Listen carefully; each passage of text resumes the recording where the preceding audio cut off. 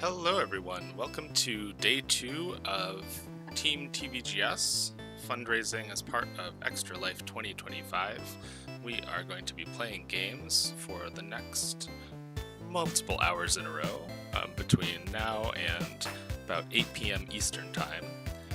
We'll have multiple streamers coming up playing different games, including some visits with the creators of the games, also talking about their work. All of this is to raise funds for our local children's hospital, which is the Bernard and Billy Duker Children's Hospital at Albany Med. So please do get those donations in. Thank you for all of your generous contributions so far. We also streamed yesterday, and at the moment we're right around the midway point, aiming to get to 1K raised for Albany Med Children's Hospital to help kids in need with your support.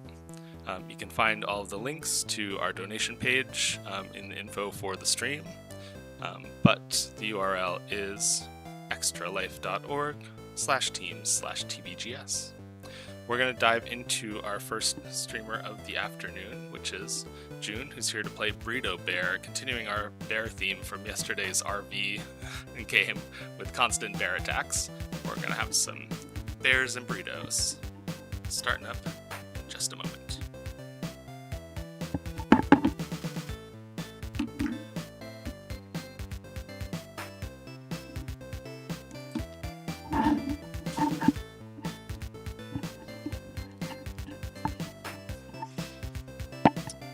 Hello, hello.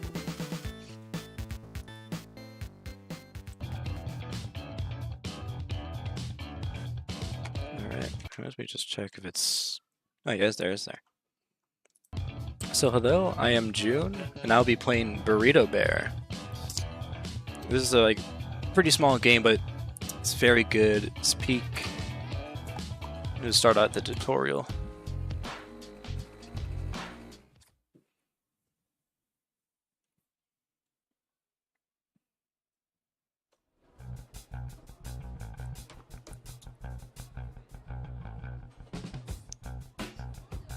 This game looks so damn good.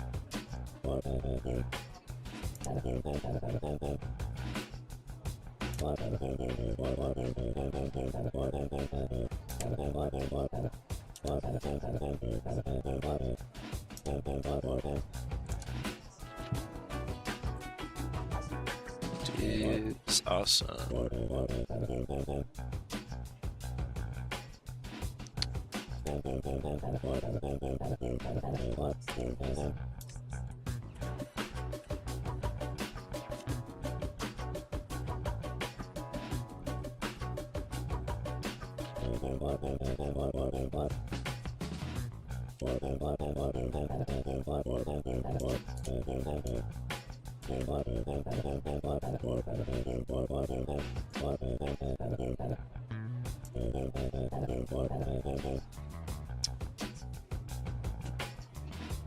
Can lead to real bad guys.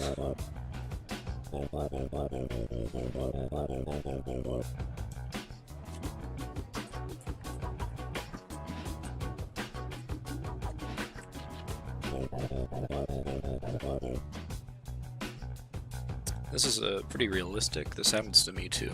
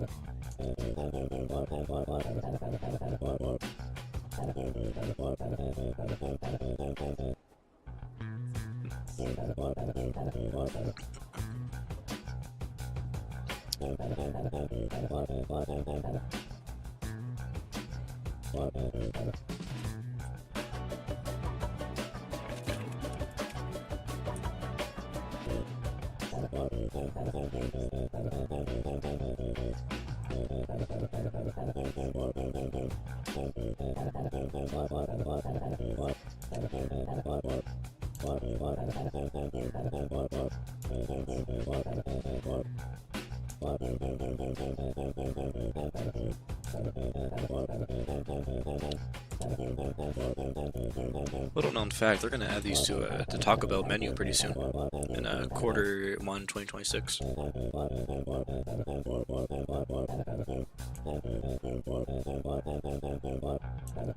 Whoa.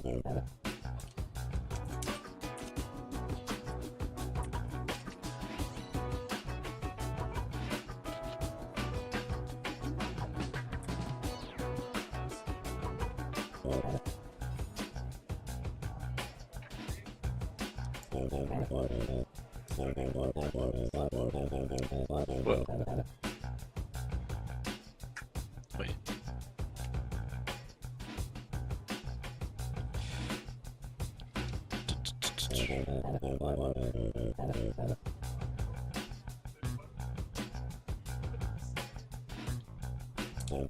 They're gonna add warp burritos to Taco Bell. We don't know fact on that one. Oh, I gotta play the game. Oh my god.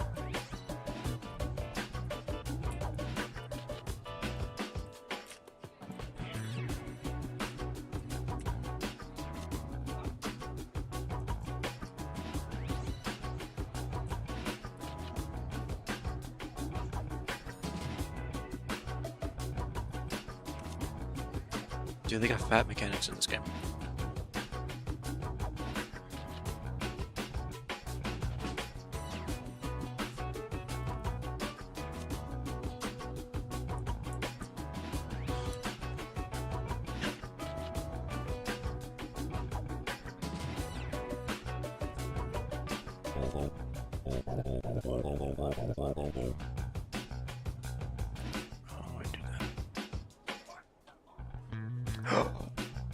Just in, we have the creator of Burrito Bear in the building. Are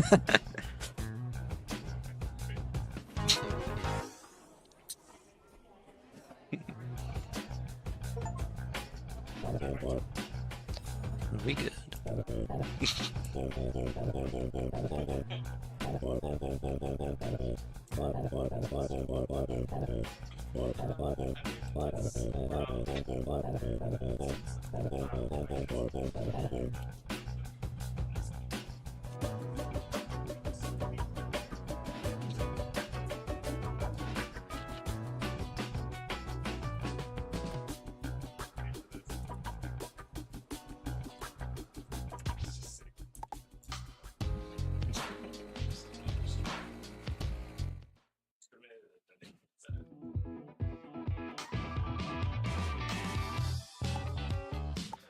Alright, let's get going on this story.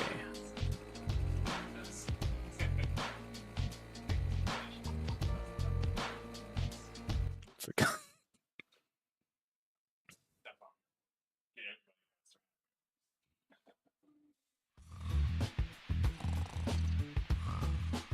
Fair warning, the story is pretty emotional, so have a box of tissues ready.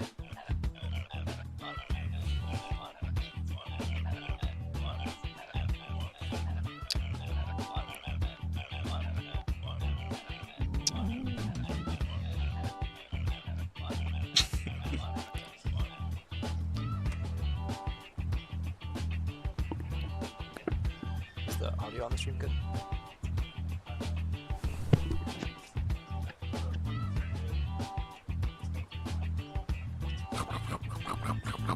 Okay. All right.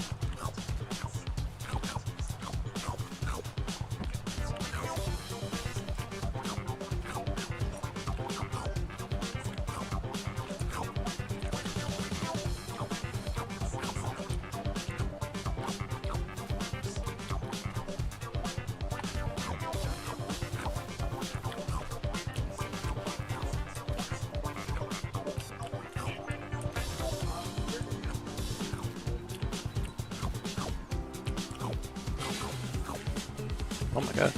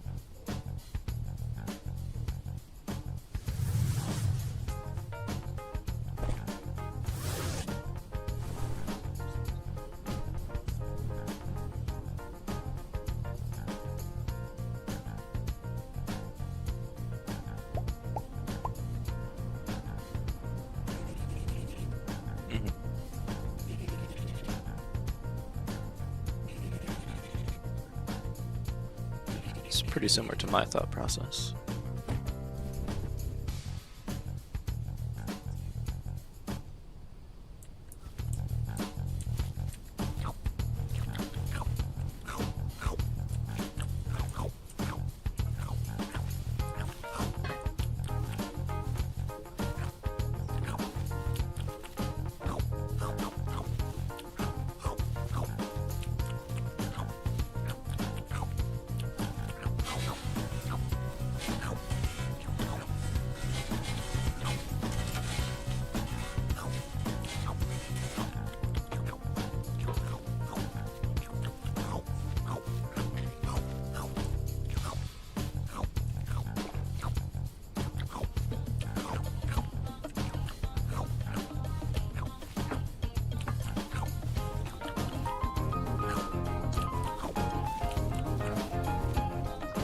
Why are the people in the background just working there when it's raining free food?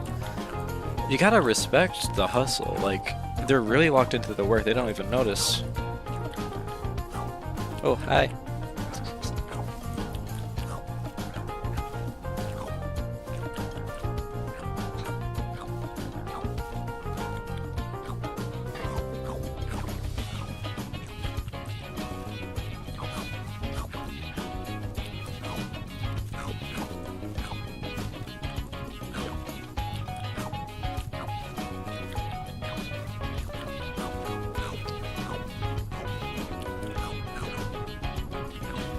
There should really be like raining burritos in real life, now that I think about it.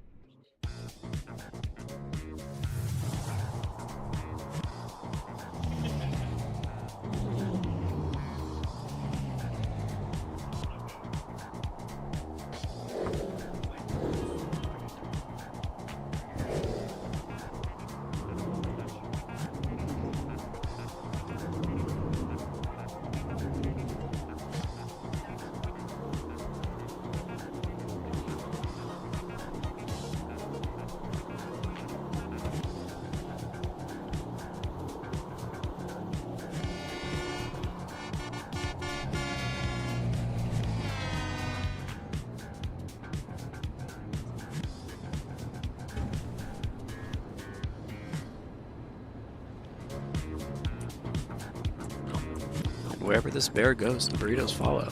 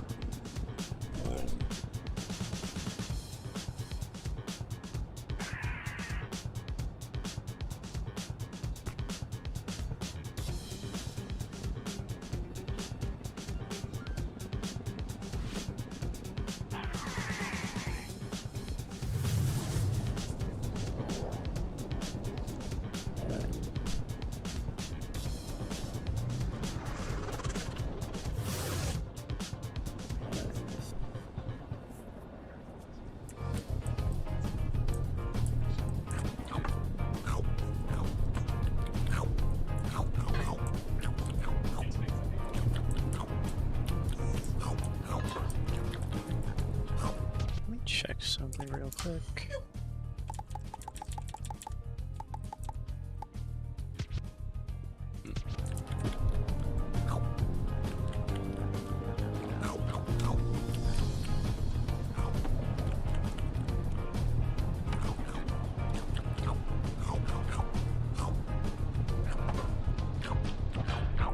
Oh my god, I'm doing horribly.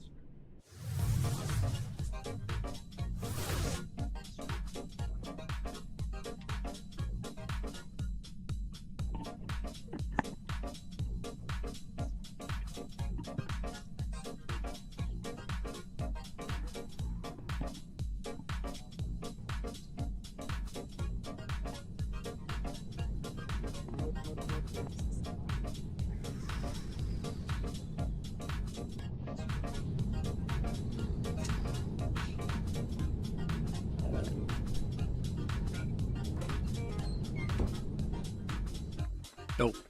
I don't know what that was.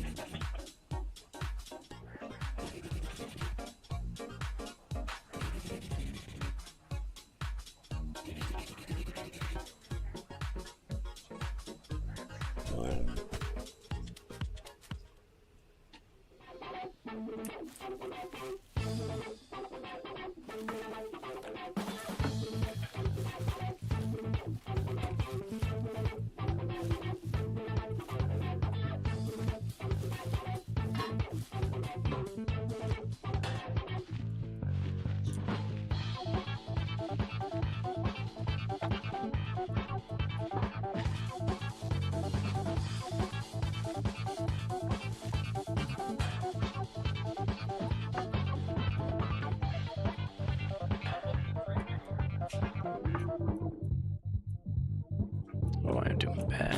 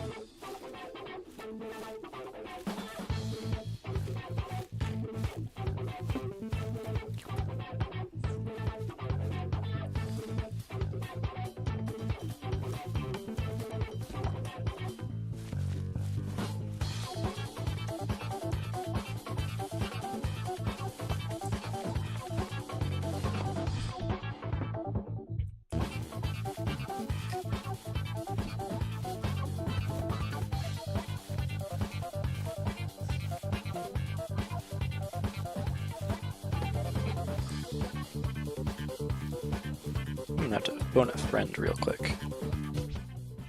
What's the attack button? What's the attack for the bat? Like, what's the button for it? No, it's not working. Hold on. Got a bug going on, but I got the developer Burrito Bear right here. They're gonna fix it. Okay. Oh, do you have to equip it in the wardrobe? Oh, oh, I see. Okay. There we go.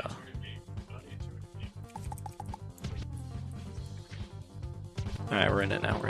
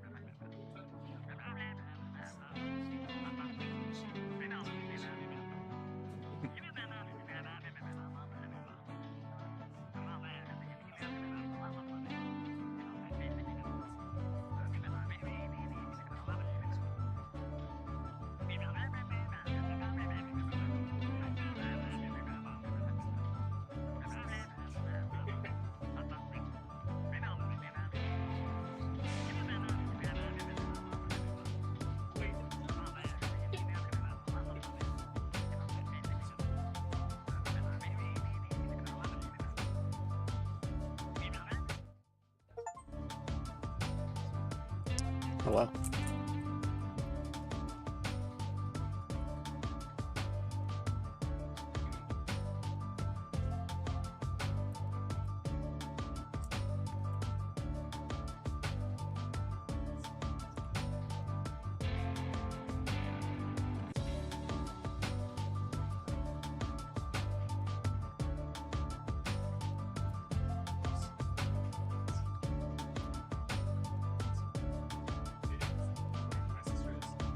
The dog.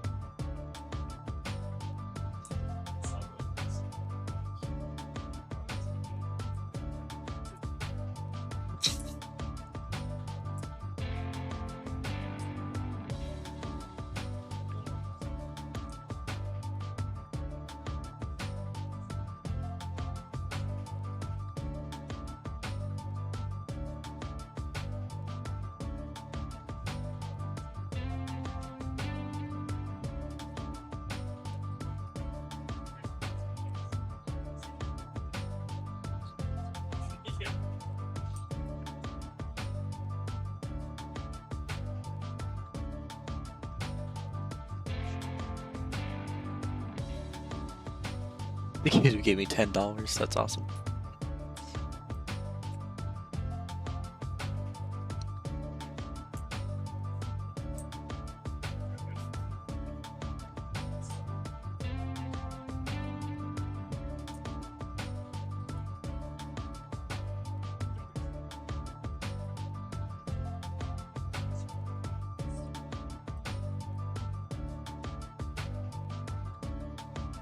Oh.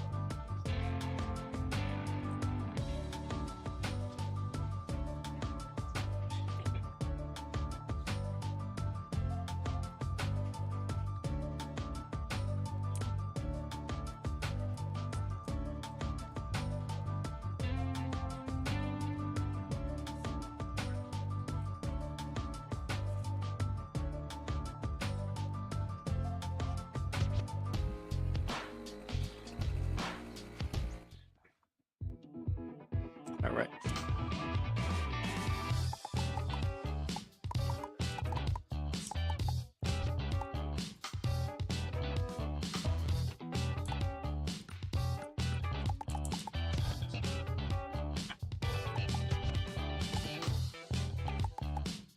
Art feeler.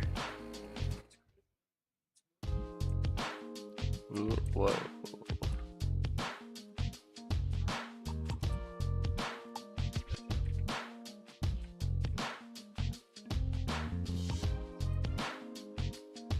So that's a pretty cool cat.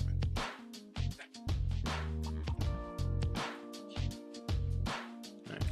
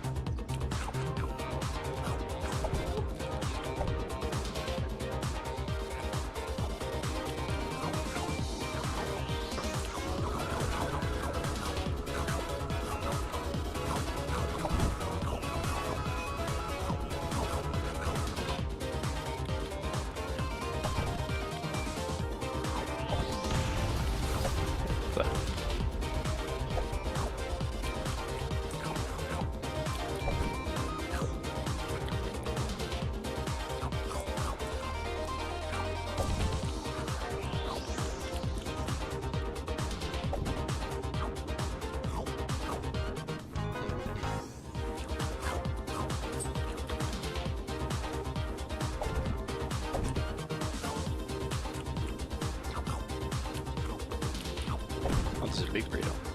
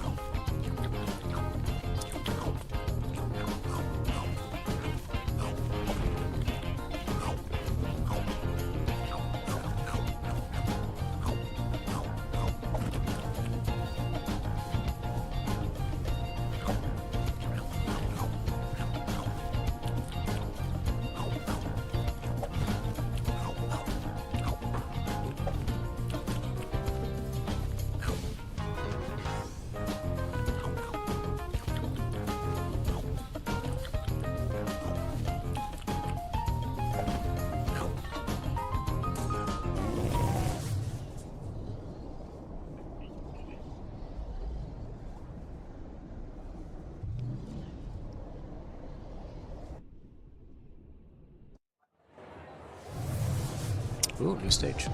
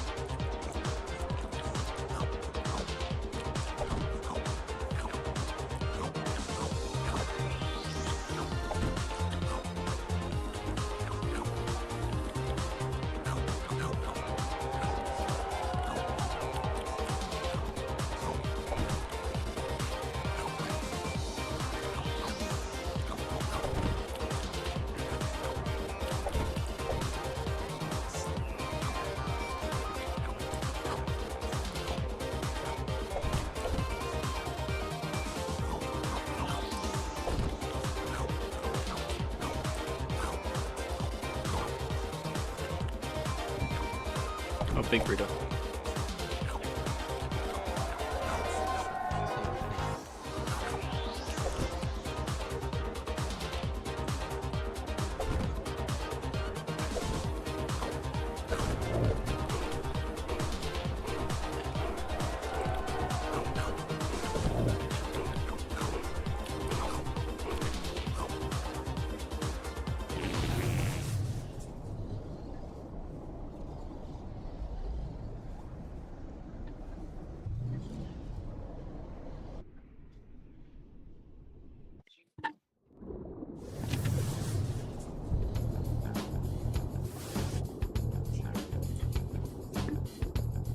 Whoa.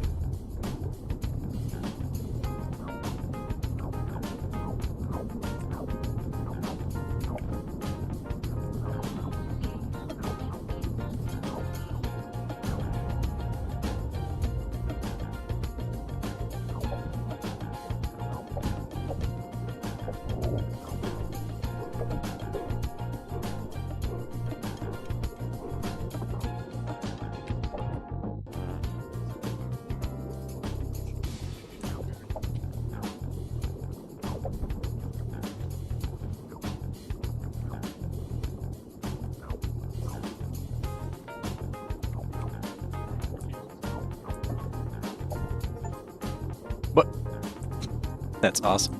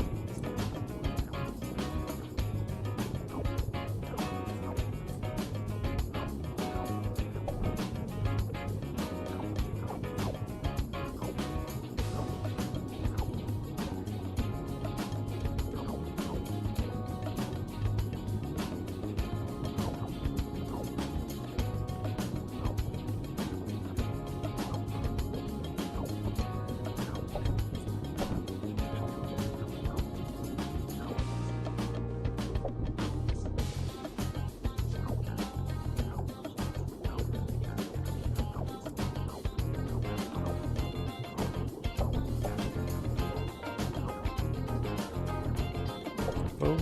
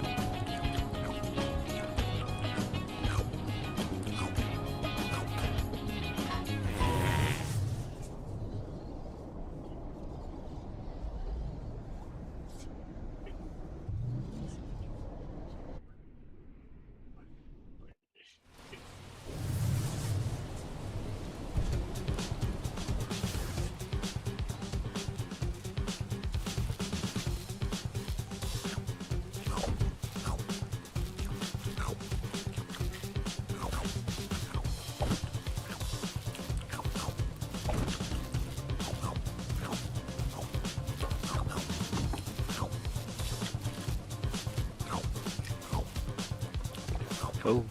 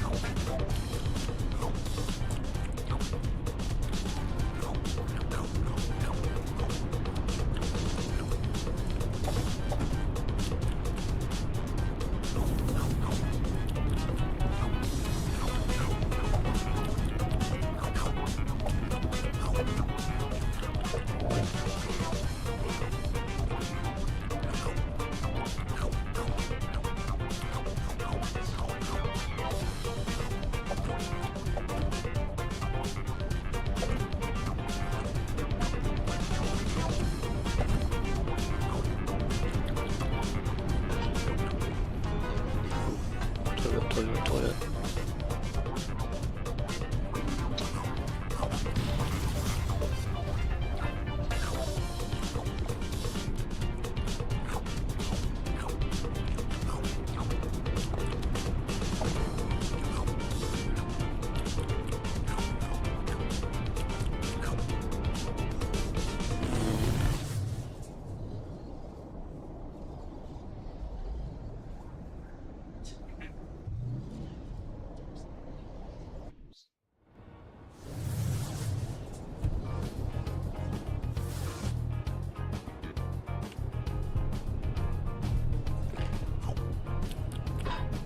Oh my god.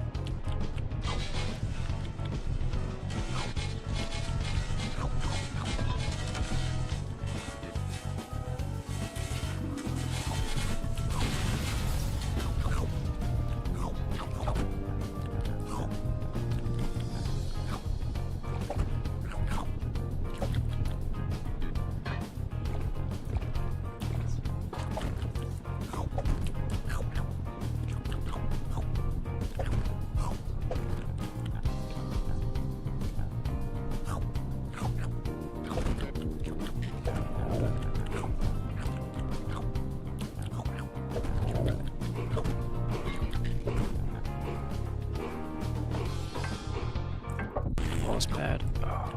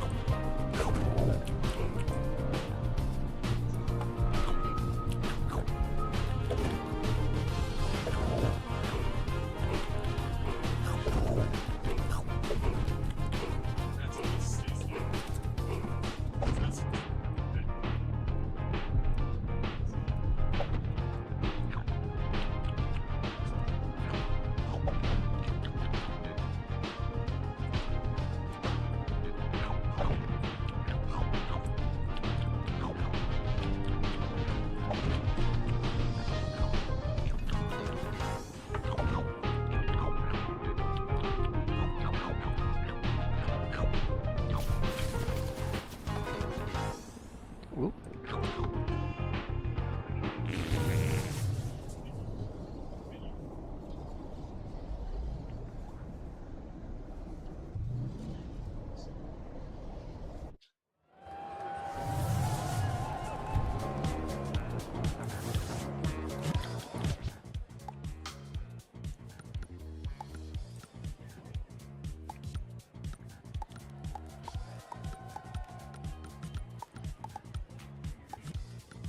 Alright.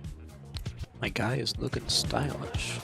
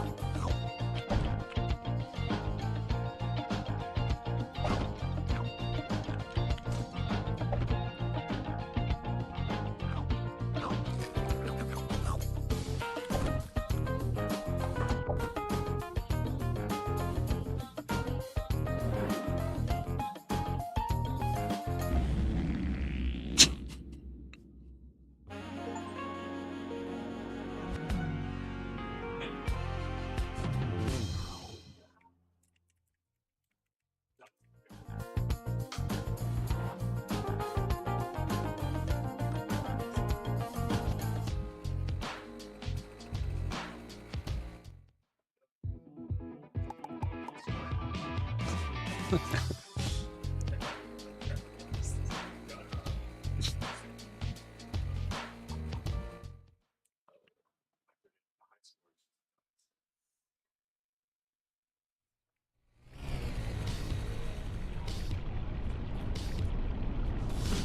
see.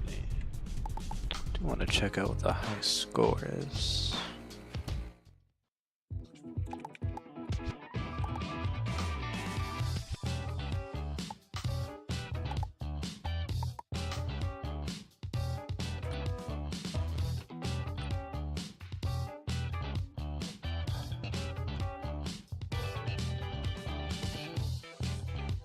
Yeah.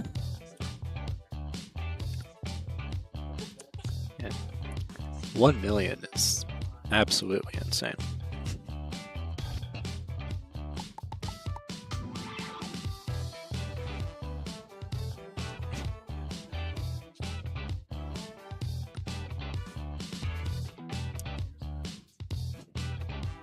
Amazing statistics.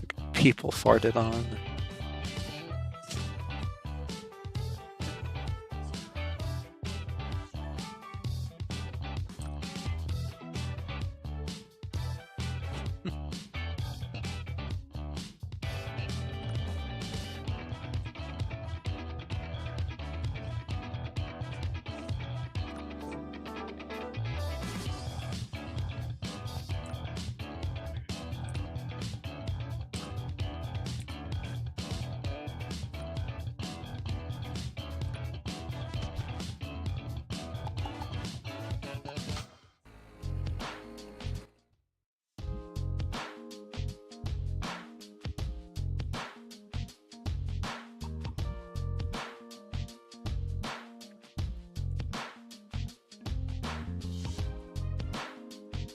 I'll go back to the cat.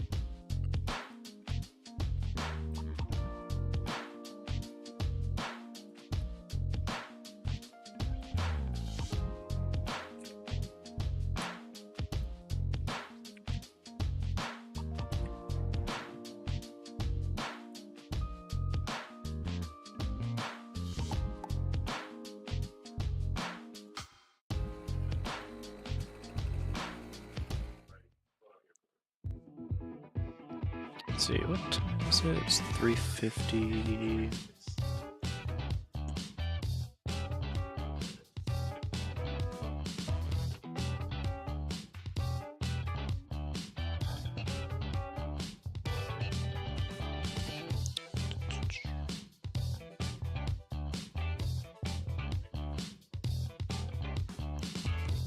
Yes.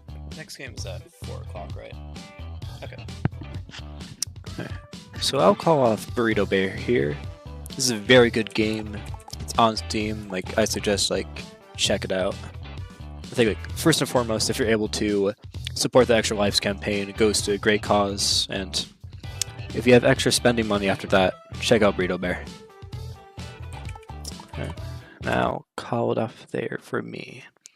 Thank you guys for watching, and at 4 o'clock, we will have our next game, which is...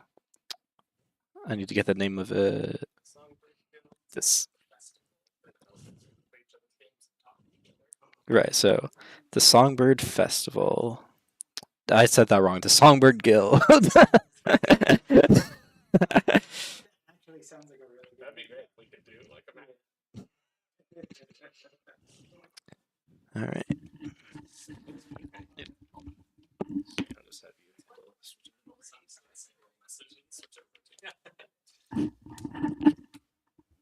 Thanks so much, folks. I want to say a big thanks to June for playing Burrito Bear, and thank you to Space Orca, the creator, who may or may not have been here in the background watching. Thank you all for tuning in, and thanks for your donations. As a result of your generous contributions, we have surpassed the halfway mark of our $1,000 team goal for Team TVGS for Extra Life 2025. So thank you so much for helping us get there and making a difference for kids in need. We're going to keep it rolling. Next up at 4, we are going to have 2 winners from our most recent Protostar game pitch competition.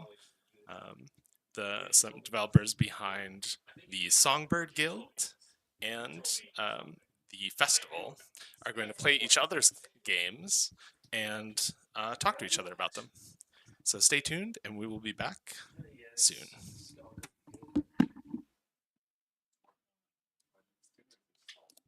That's awesome. Hopefully, I want to do something.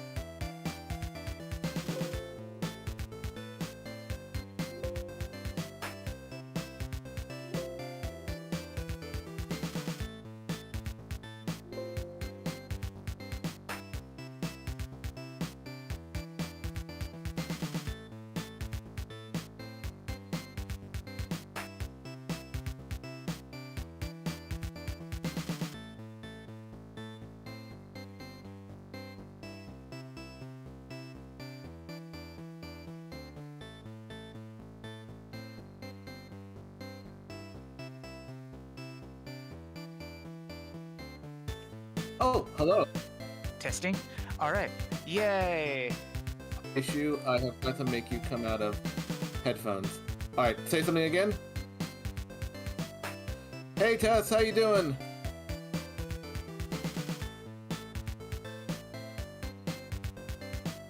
Wonderful. Alrighty, I'm so glad to hear. I've just got to reduce your volume a little, but we are going to be going live. Let me know if you see any issues on my end. Alright. 3, 2, 1.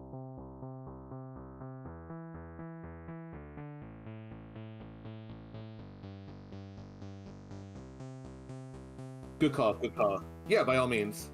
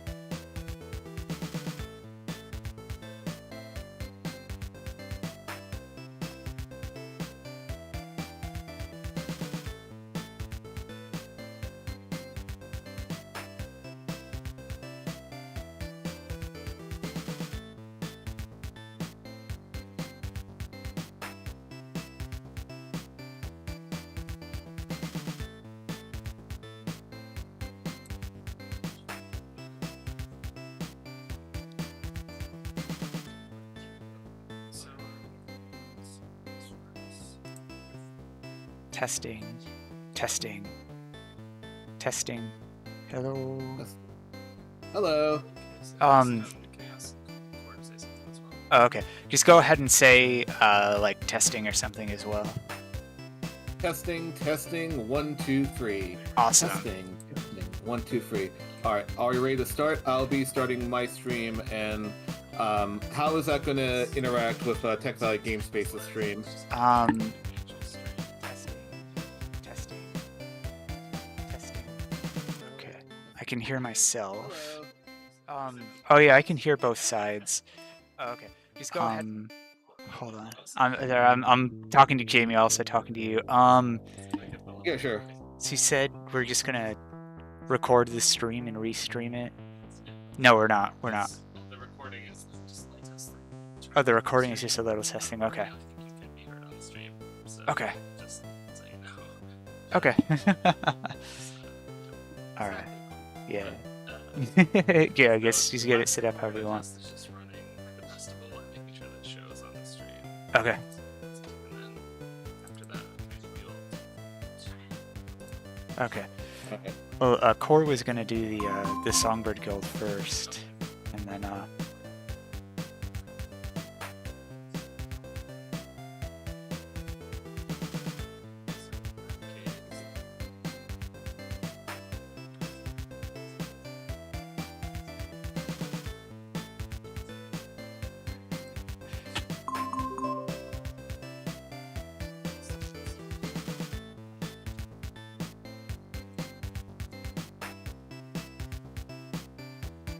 Hello? hello. Yeah, we're currently trying to get Avast to stop screaming about the festival. Wait, what about the festival? The Avast antivirus Oh. is we downloaded it from itch, and the antivirus is currently very upset. No. So we okay. That looks like it ran though. Okay. Yeah.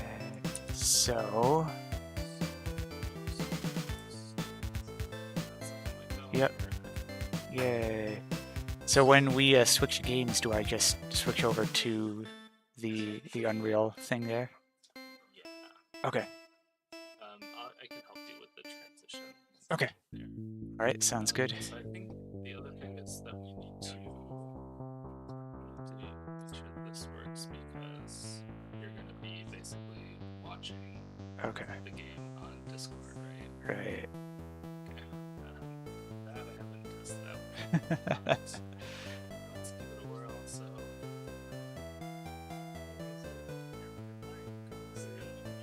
Our desktop audio. I'm just gonna say let's give it a whirl. Okay. Take a look and see if it sounds like it. I might have some too. Okay. So Jamie's just saying that he's going to try to get us set up. He's going to look to see if it looks and sounds okay, and he might potentially come back and just be like, "Hey, can I make some changes?" Real quick. Okay. All right. So if we full screen, yeah. Alrighty. Definitely just want to give a heads up. Again, I'll be ready to go once you and Jamie give the word. But I thankfully got everything set up on my end. Okay. Yeah, I think. Are we live? Okay. All right, we're good.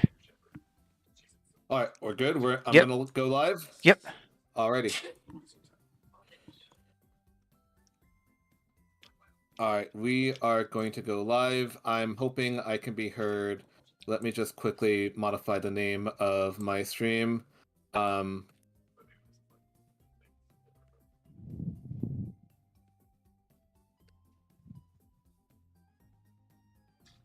Alright, just doing Songbird. The Songbird Guild already. Yes, the Songbird Guild. There's exactly one category with one follower for the Songbird Guild. Yeah. Alrighty. And you can see my game okay, correct? Yes. Okay, We can- wonderful. Alright. Okay, excellent. Alrighty.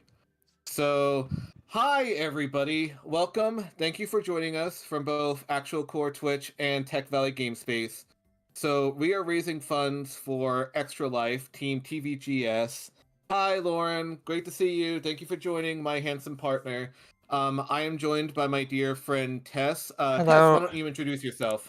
Hi, as Cor said, my name is Tess. I am one of the developers of the Songbird Guild. I am going to be watching Cor play and making developer commentary, and then afterwards we're gonna switch over and play one of Cor's projects. Yeah. First off, Lauren, please post in the chat that you could hear Tess. Second off, one thing I would like to clarify is the Songbird Guild and the Festival Hemmingward are the two games that were funded and received a grant through Tech Valley Game Space's Protostar grant back in 2023-2024. Okay, wonderful. Lauren just confirmed he can hear you. We are all set to go. We are going to start the game. Thank you so much. All right, so I think we're going to do something a little challenging here. On second thought, let's just do standard and standard because we're doing a standard stream.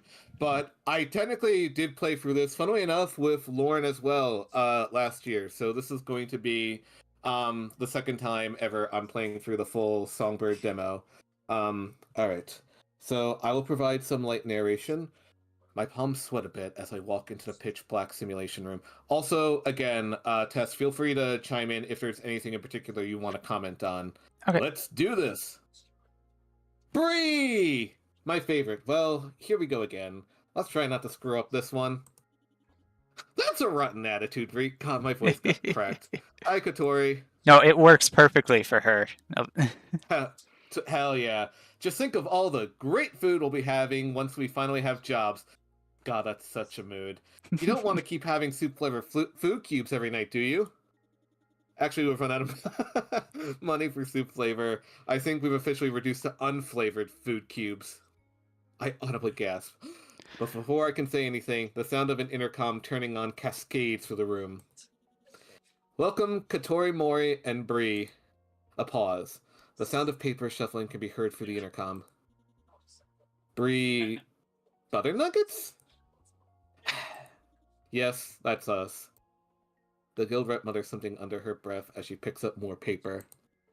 Hey Eric, thank you very much for joining. This is the Songbird Guild by my good friend and colleague Tess from Tech Valley Game Space. Hello. The actual studio name is Yurisoft. Hello, and thank you for your interest in the Hammer Guild.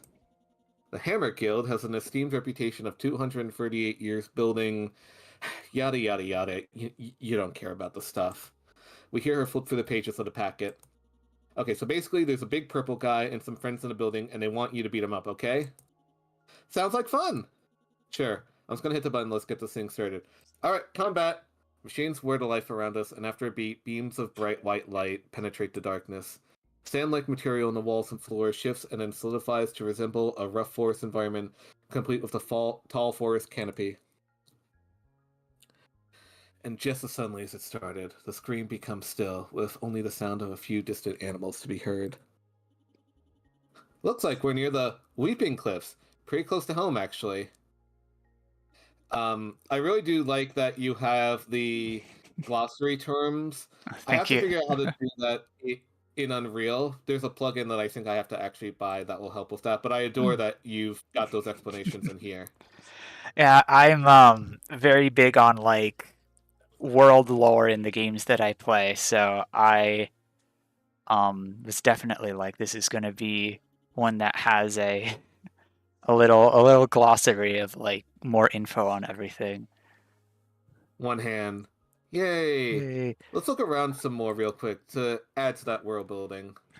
What do you suggest? There shouldn't be a deadbolt. Takes a piece of bark from a nearby street and slides between the door and the wall, undoing the latch and opening the door a crack. Why are you grinning at me like that? How do you know how to pick locks? Being a magical animal familiar means being well-researched in all manner of academic topics. Also, I forgot my keys at home all the time growing up. Slowly, Bree opens the door just enough for the two of us to sneak in. A gutmort, a creature that lives in the Weeping Cliffs and eats just about anything, sits in the windowsill. I had proposed breaking in earlier, probably thinking evil monster thoughts to himself or something. Looks like he had a good plan, Bree. He won't even be able to react to this. Ooh, nice. You stun the enemy for one turn by being cautious. Heck yeah. Wait. Yeah. Okay. It just takes a little bit to load. That's one of the things we've been trying to work on with the new update stuff.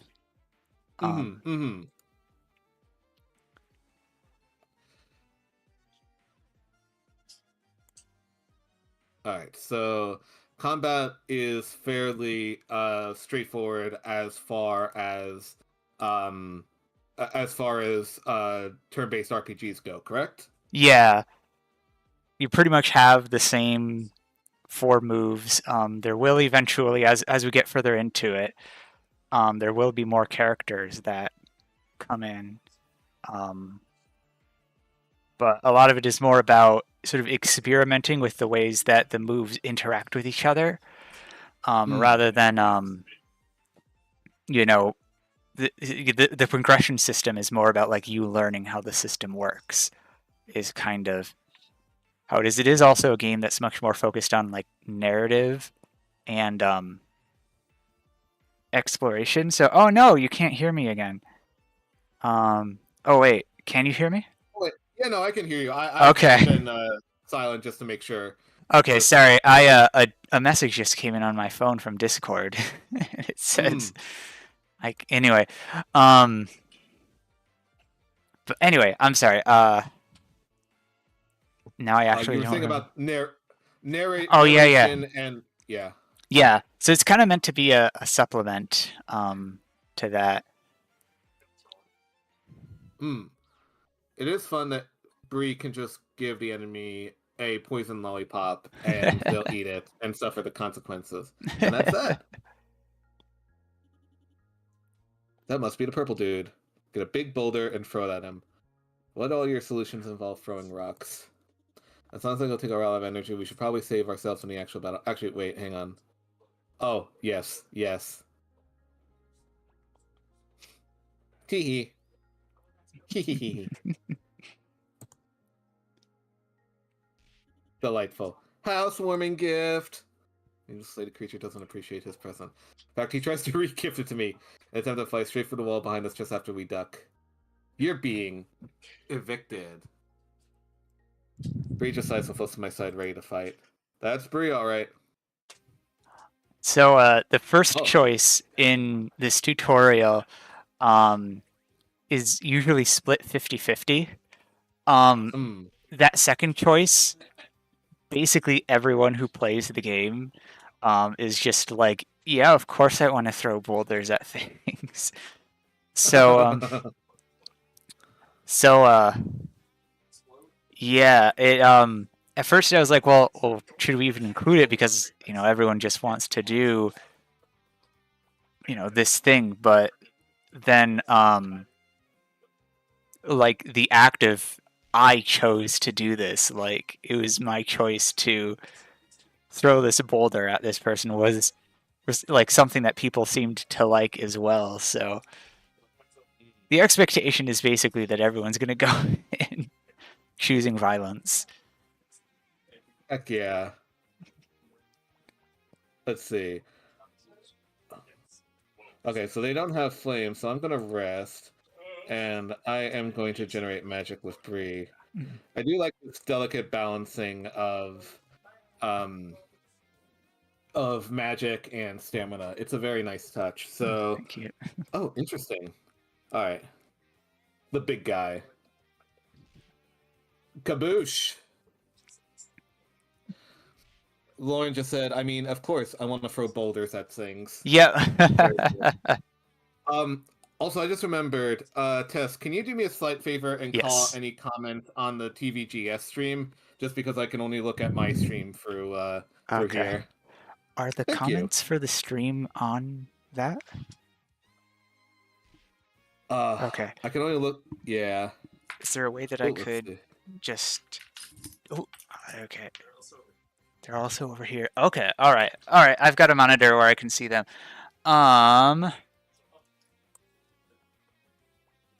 Okay. Oh, okay. So it looks like what we have is just somebody saying that they can hear me back when I thought maybe you guys couldn't. Yeah. Cool. Yeah, I'll keep an eye on that for you. Thank you.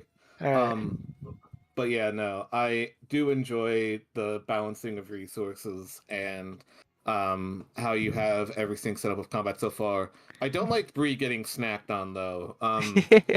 Although if I'm being real, Bree seems like the kind of familiar that would just be a snack toy for beasts that don't respect small little mouse guys.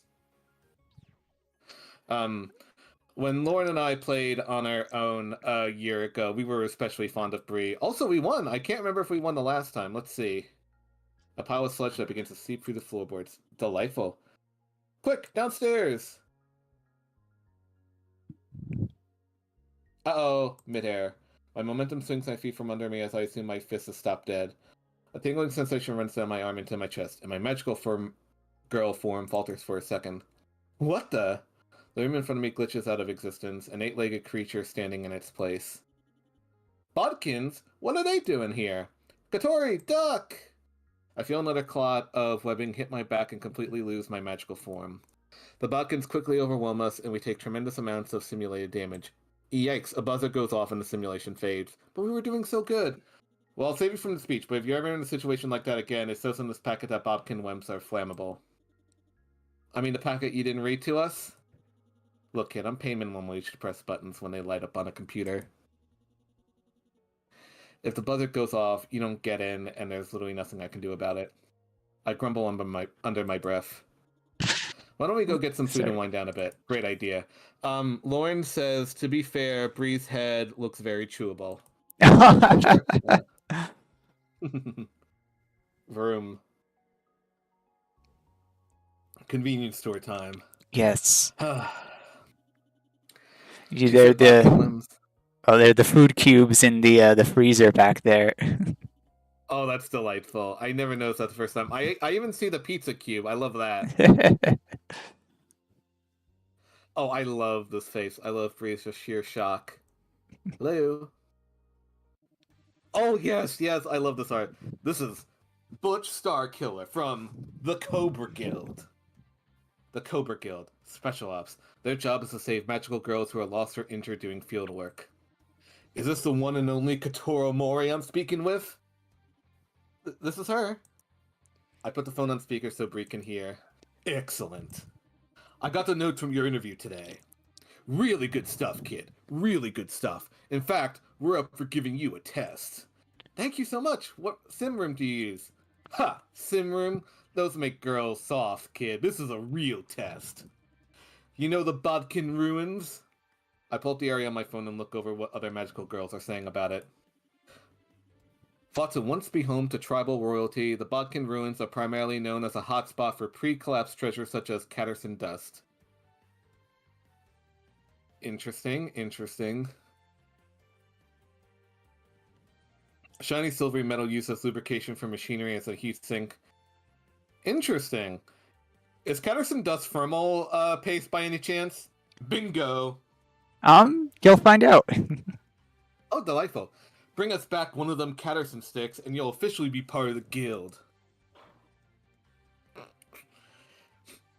Lauren just asked, Butch? And posted, Rosie the Riveter, girl with the lesbian flag. Sound like a deal? Yes, of course. Thank you very much. Katori? That's what I like to hear. Good luck out there. I look forward to making you a cobra. So Taco Pill says that it sounds like a fun job. It is a fun job. It's also a job that easily gets you killed. But it's fulfilling while you're out there. If you want to do something that helps people. Yeah, but 56 casualties a year? That's insane. Yeah. We really want to do something like that just so we can have a job. I actually think I turned on past... Wait. Yep, there we go. Okay, so you do 56 casualties. Yep, that's exactly what he said. Okay, let's do this. Do you want to keep living off unflavored food cubes from Supermarket? Sparkle Market, I'm sorry. I can feel the dark magic pouring off the shopkeeper from here. Ouch. Bad. I'll ask for it back. I guess it couldn't hurt. A symbol appears on the floor between us, which slowly opens up to a glowing red pit. A long clawed hand unveils its spindly fingers as it exits the portal, handing Bree a small mesh bag. Delightful. It pats him on the shoulder before disappearing into the portal from which it came. The shopkeeper nods. Thank you for shopping at Sparkle Mart. He dissolves back into the darkness, his eyes lingering for a moment before disappearing with a blink. The slow fade is killing me. Alright, fine. Let's do it. But we're gonna need to plan carefully. Go and Katori. That's very interesting. I can't remember what we did the last time. Because Bree is at risk of being a chew toy, we're gonna go when Bree is most powerful. The next full Bodea moon. We'll need your healing powers in case something goes wrong. Good thinking. That'll give us an extra layer of safety. Oh my god, delightful face. Oh yeah, I forgot about this. So you gotta time it to the moons. Interesting, interesting. I mean, the tutorial still has the old placeholder art in it. Alright, I'll have to go make a new tutorial GIF. Honestly, while we're waiting for the training, going through the dialogue, this came out in 2024. How much difference would you say exists between the current build and the last build that was uploaded to Steam? A lot of bug fixes. So there's stuff that I'm even like noticing as we're playing through that I'm like, oh yeah, I remember, us getting to that. A lot of UI stuff. It'll become more apparent, like, how this helps. I think once you get to the next area. But like, there's a mini map that we've been working on implementing, and there's a as far as like how things interact, like using items and using abilities and stuff, it sort of expands the possibility space of what you can do a little bit. Yeah, when we get up a little bit further, a lot of these areas, the story's pretty much the same. It's mostly just one thing that we'll do once we get through like the gameplay stuff is probably trying to spruce up the actual scenes so that they have a little more pop to them. But yeah, so it's kind of a small smorgasbord. But yeah, I don't think I can actually send over what the UI looks like right now. I probably have the picture, but I'm not sure how how we'd show it. But yeah, right now it kind of explodes Yeah. when you try to play it. So that's why we're playing the old one from last year because yeah. Fun. Okay, thanks. And thank you very much for sharing that. Two things I want to bring up right now. So we just met Claire. We're being denied entry to the Wildlands, but then what do we do? Because we don't have any idea. Please, Claire, we've been eating scraps for 6 months. I can't take it anymore. Is she showing mercy? Claire screws for a tablet for a bit, then takes a deep breath and exhales. Tell you what, why don't you two follow me for a sec? Oh, I love her little face. Beckons for us to follow. Ooh, this is a very lovely environment. I do love the motion of the UI, of the character sprite. So I've got two things I want to address with that real quick. But first, before we continue, we do have one question from Lauren, which is something I noticed but didn't comment on. When we make a choice, does the check mark next to the choice indicate that we made that choice the last time? Yes. Okay, delightful. That is a great mechanic. Now, one question I figure I know the answer to this one, but I am curious. It's like, how do you, from the perspective of working in Ren'Py, how difficult is it to like get the different character portraits to like come in at the same time or like interact in different ways? Like, is that a coding nightmare or is it relatively simple? So this part that you're playing through right now is Mhm. really simple in Ren'Py. It gives you a lot of options to really easily mess with that stuff. Hmm. And so that's part of why we chose Ren'Py, is because there's so much narrative stuff going on that we had originally, when this was in Unity, we had kind of been looking at Ren'Py over and over, like, oh, how did they do it in Ren'Py? And then eventually we were like, what if we just moved over to Ren'Py instead? The battle system was the thing that was really crazy to build in Ren'Py, but luckily, um, since Ren'Py is built in Pygame and Pygame is in turn built in Python, you can kind of drill down and write Python and Pygame scripts to do the things that Ren'Py itself doesn't natively cover. So it's kind of like this weird thing of like it almost felt like using Unity, we had to kind of like invent how both of the things worked.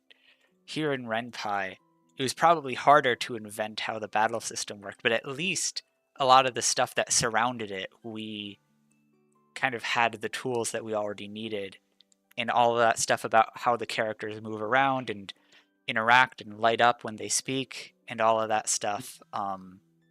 That is, and the having a history of everything that's been said so far, that stuff all just comes right out of the box with Ren'Py. And Ren'Py is free. No matter how much you make from it, it's completely open source. So I really like it as an engine now that I've had the chance to play around with it. Heck yeah. Um, we also have Brian Shirtliff says hello. So hi Brian. Hi, Um, Brian. yes. Again, thank you for sharing all that. The imperfections of the dome sky become a more apparent, more digital looking. So we met, I just have to double check her name real quick. Kaida. Yes, Kaida Hikari. She is escorting us to the outside world, and the world we live in has a digital sky, from what I can tell, and the outside world is a lot messy. So let's see. Oh, delightful. Ooh, I love this. Day changes to night, and a train passes through the barrier with ease, and we enter the surrounding forest. Twisted trees and fungus. Love the music. Infected with crystals that tear at their bark like a rash, choke the environment. They illuminate the forest in a soft glow. Gigi is poring over information on her phone. It looks like all the settings of the Queen place her in a central building. Oh, that's where we were told not to go before. We'll have to help Katori and Bree then move to the Venom sample ourselves. She was interrupted by the sound of something slamming against the side of the train. Whoa! With a blast of magic from the train's rooftop brigade, the creature is dispelled and it retreats back into the forest. Oh, so we've got to have like sentries on top of the train that will just blast anything back that tries to attack. Oh, that usually means that everyone. So who did the music? So the one here right now is actually a royalty-free one from somebody named Paratoon. Oh, nice. It's Sweet. Peritune. A lot of the early stuff is from that site, and then sort of as you get on, you get to the point that where our musician Samantha Vandersloot started composing stuff. Mm. I hear ya. We should get moving. 3 hours might seem like a lot, but it'll go by quickly. As you can All right, see so we've all got a full the bar. little moons up in the sky. Very fun.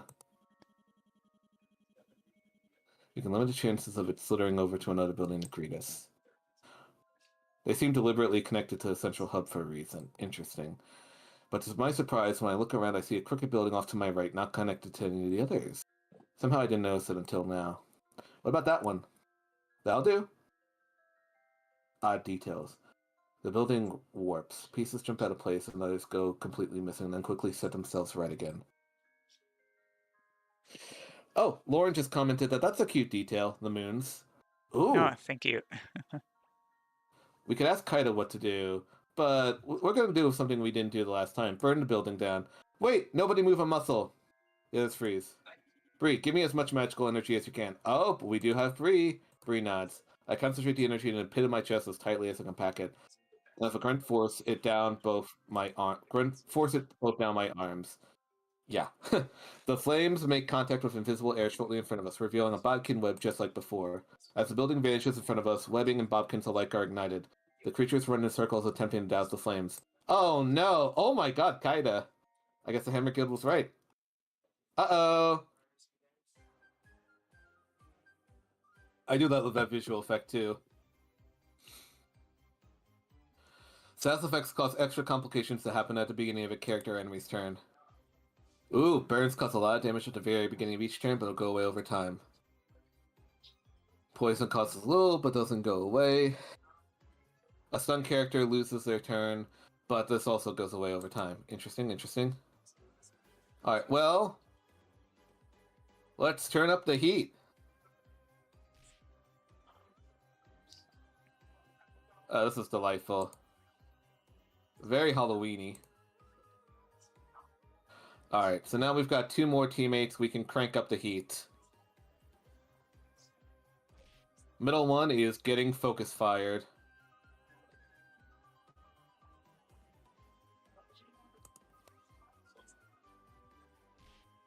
God, the middle one couldn't catch a break. Holy moly! Holy moly! Yeah, so that's one where it kind of rewards you for putting all of that together. Ooh, nice. When you have Coterie burn their web down before they attack, they're all burned when the battle starts.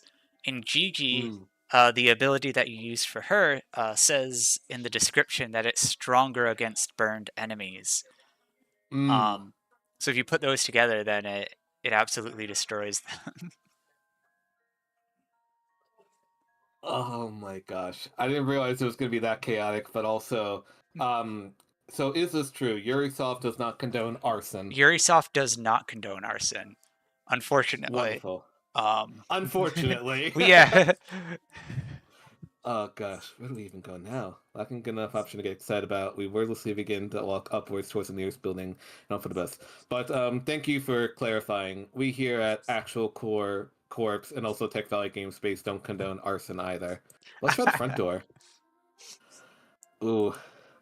Yeah, so I am making a point of choosing the options that we didn't choose the last time. The stench of abandonment hangs in the air, a musty mixture of stale air and rotted wood. Vinyl flooring crunches underfoot as our steps crush the thin layer of dirt that coats it.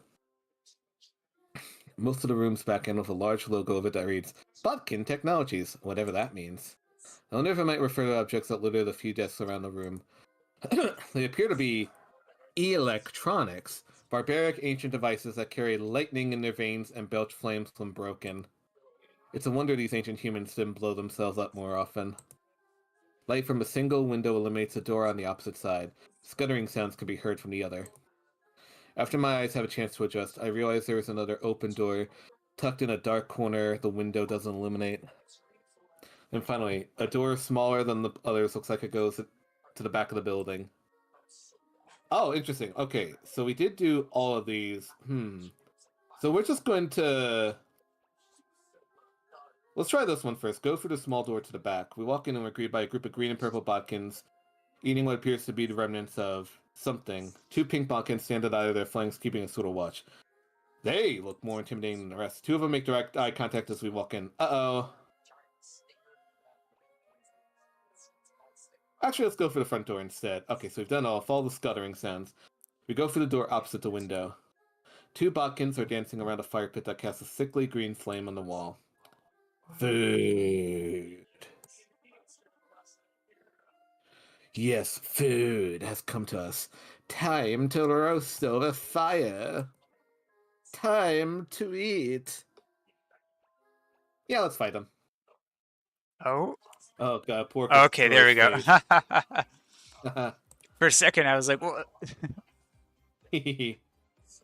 Alright, so these ones aren't de facto on fire, but we're still gonna wreck them anyways. Is there other combinations you can do where, like, Kaida's energy sword, reduces their defense. So if you energy sword them and then have Kotori, who's the best attacker, start going at them, that could be a combination that can then increase the damage that Kotori's doing effectively. Oh, that's delightful. But that's kind of like what I was talking about earlier, where, and again, we're still sort of playing around with the system to try to make it really, work like this to the best that we can. But those are all sort of the things that where experimenting with how the system, all the abilities interact with each other, and sort of picking up on these things being how progression works. I gotcha. Also, real quick, I just noticed I could potentially give myself trouble by just repeating this option over and over again and draining Kotori. We had somebody do that at GDC. At GDC? Oh my goodness. It honestly made me really tempted to add in like an achievement for like you kill the Kotori by making it her just keep absorbing flame. They will actually, if you go back to the other, oh man, actually now that I think of it, I don't remember if that was in the demo last year or if that was one of the things we added, but either in the old demo or the current one, they will actually, if you start getting low on stamina and health, the other characters will actually be like, Kotori, don't do this to yourself. Gosh, that would be brilliant. Go through. Actually, let's go for the small door. I wanna fight these botkins. They're not gonna stand a chance. All right. Oh, they're so intimidating, but we're more intimidating. Energy sword. Alright, so we're going to focus all of our attention on the big one there. And I'll follow your exact advice. 15 defense. Generate magic. Love the effect. Alright, so fireball.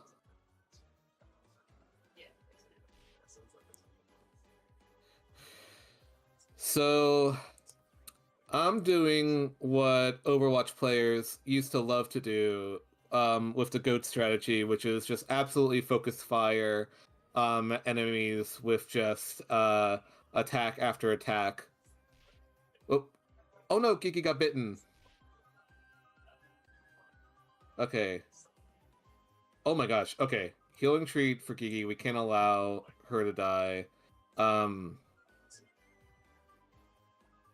Let's see.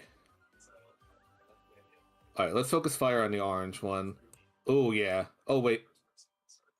Wait a diddly darn second. Generate magic. Oh, this might be problematic. Can we actually... Okay, yes, we can. Okay, that's one foe down.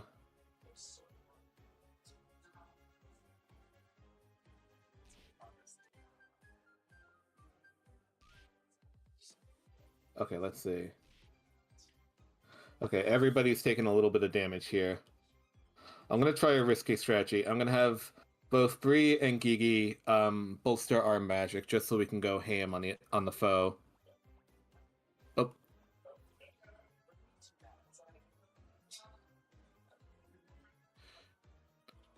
Was this song made in-house? No, this was also from Paratune. Oh, nice.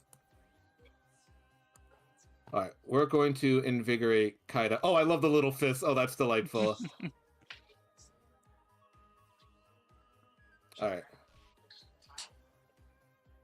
I think that was everybody on our team.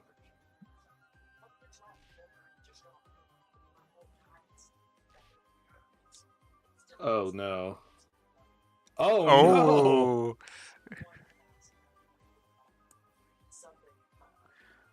Yeah, you got all of that magic generated, so Ooh, I think I know what we gotta do. Okay, so let's see. Fireball. Was that everybody? Oh, yes! Yes! Okay, delightful. Alright,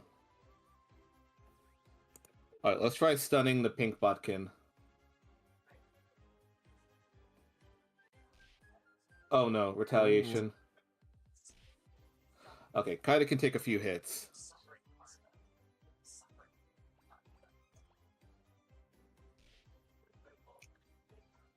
Oh, right. Generate magic.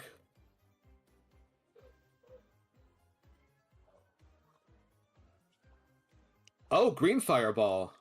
Oh! Oh, so that actually did benefit us. Okay, wonderful.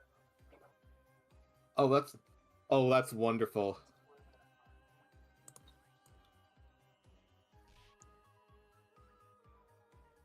Enemy turn. Oh my god. If he blended in, are we not going to be able to hit him? you have less of a chance. Also, Gigi is out of stamina, so you may want to have her rest. Yeah, I should probably make that more apparent, like how much stamina everyone has.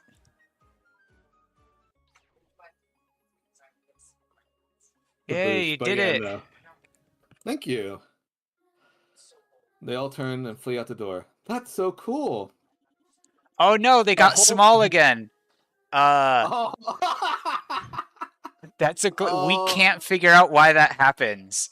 It's been a year, and we still have no idea why that happens. But oh, that's beautiful. I was wondering where they went. I was just like, oh, maybe they flew off to get something, and no, they're literally right there. No, it's just a really weird glitch.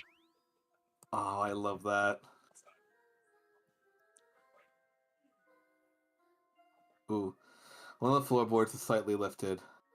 Use green flame on the floorboard. Yeah. Red floorboard and burns away nicely. Inside is a tiny music box with a floral pattern painted on it. It's too broken to play anymore. I wonder what the song used to play. Some of its engravings are still visible. I bet there's someone in the city who can analyze it for us. Ooh, a side story. I should actually go play those. Are they even in the game right now? Not right now. With the updated demo, we'll be releasing at some point. You should be able to play one of them. Nice. But in this demo, it just has like a coming soon logo on them. Ooh, Catterson.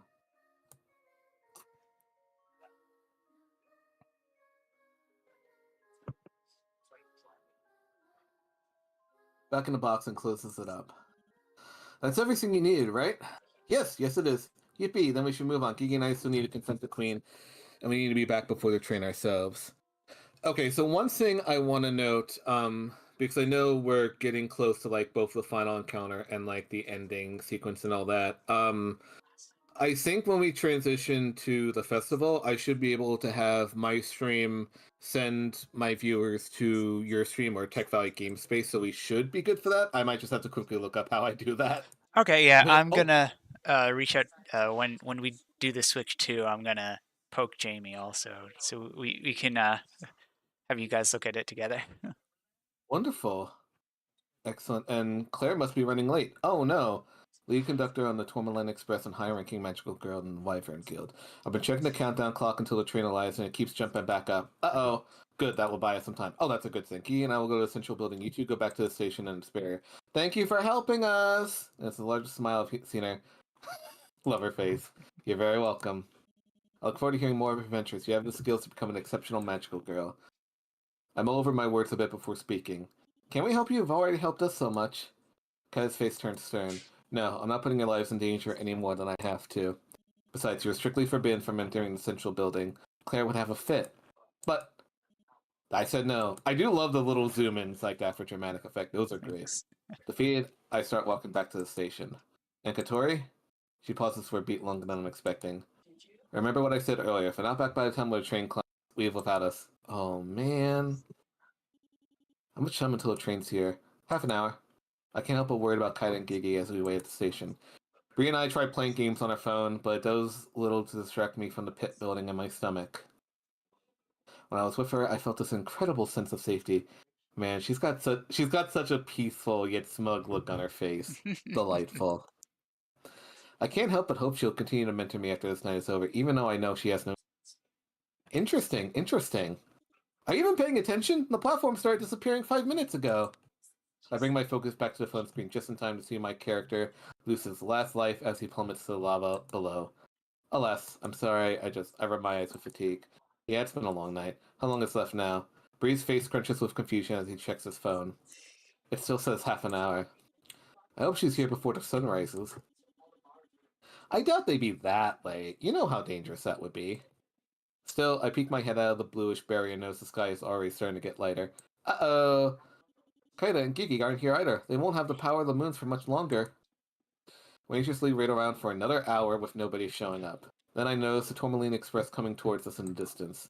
Claire is at the door before the train even comes to a stop. I'm so sorry. Oh, interesting. Oh no, So the moon. Yeah. Oh yes, my boyfriend just made a quick comment about Katori. He says, and I quote, "gay." Well, the company is called Yurisoft, so I suppose we shouldn't really be surprised that the game is a little bit gay. That is true, and amen. Oh, shoot! I accidentally closed out of my own stream. Darn. Oh well. Let me just quickly put my phone back on. But yeah, nah. My boyfriend's one to talk.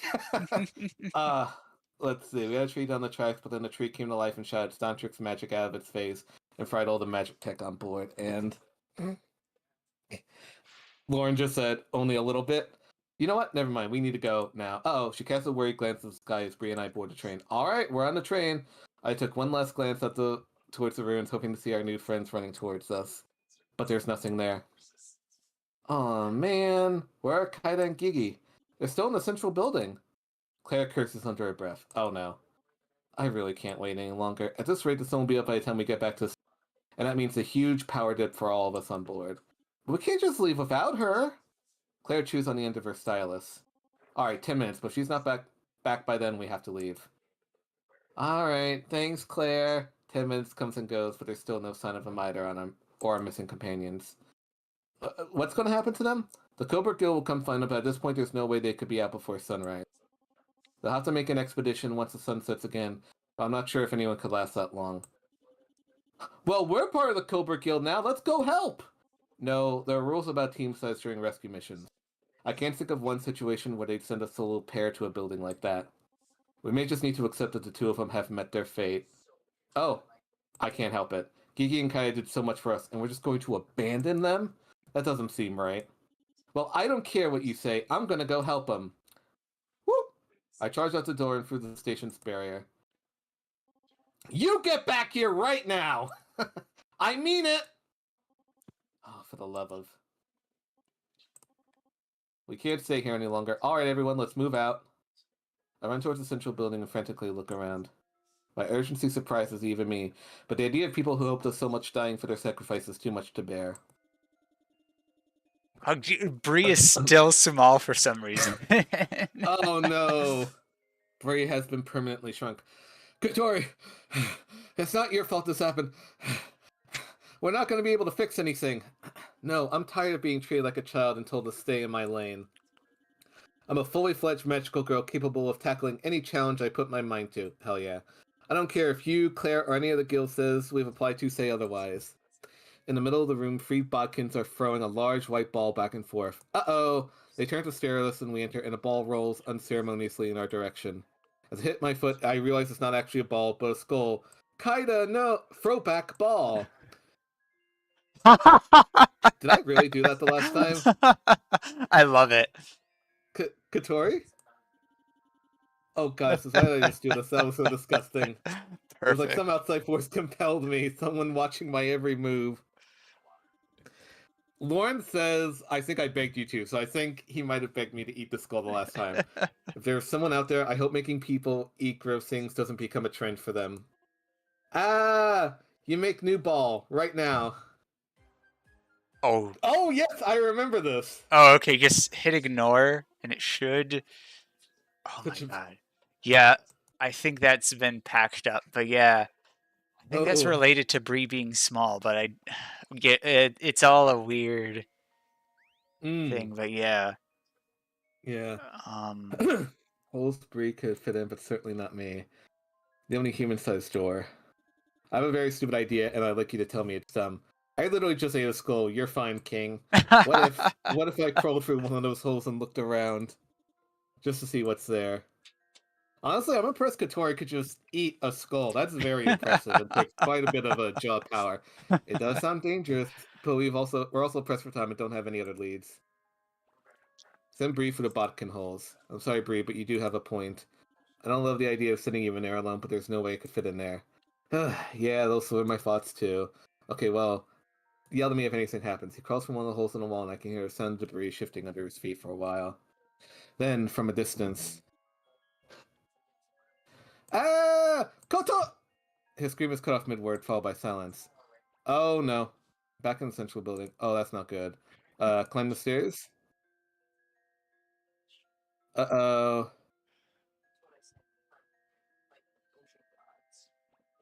Go through the walkway to the side building. I'm back in the room with the sickening green flame.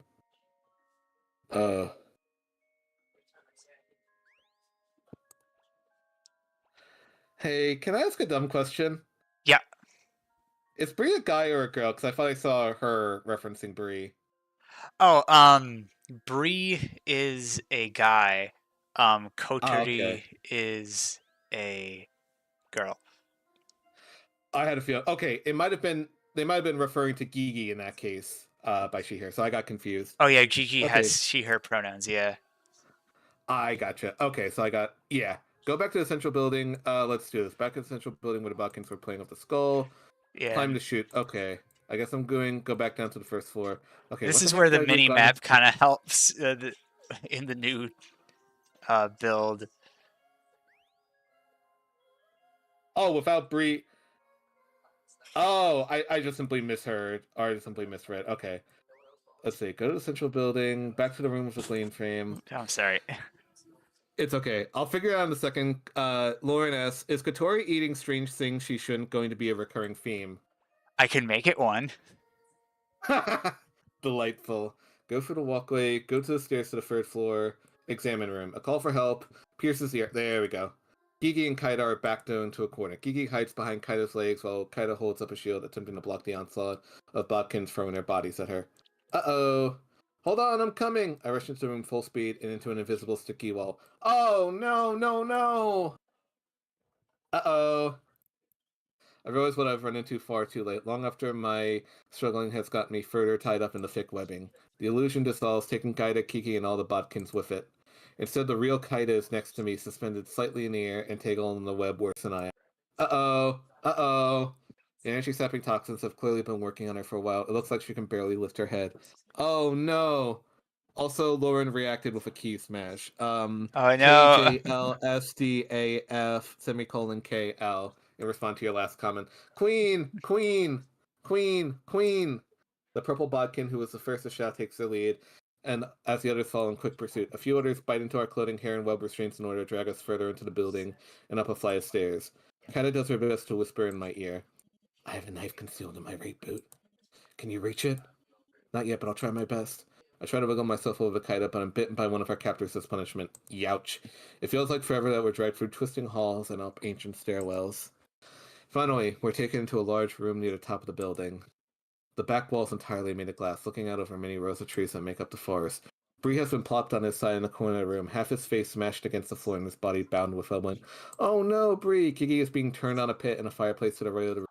Also bound in a bodkin's magical webbing. A handful of the bodkins dance in unison around the fireplace in anticipation of the meal. Someone should really tell him that dragon familiars are resistant to fire.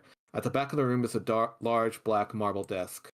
It looks as if it's designed for a human to sit on a chair, but a giant creature comfortably rests her elbows on the surface while sitting on the floor.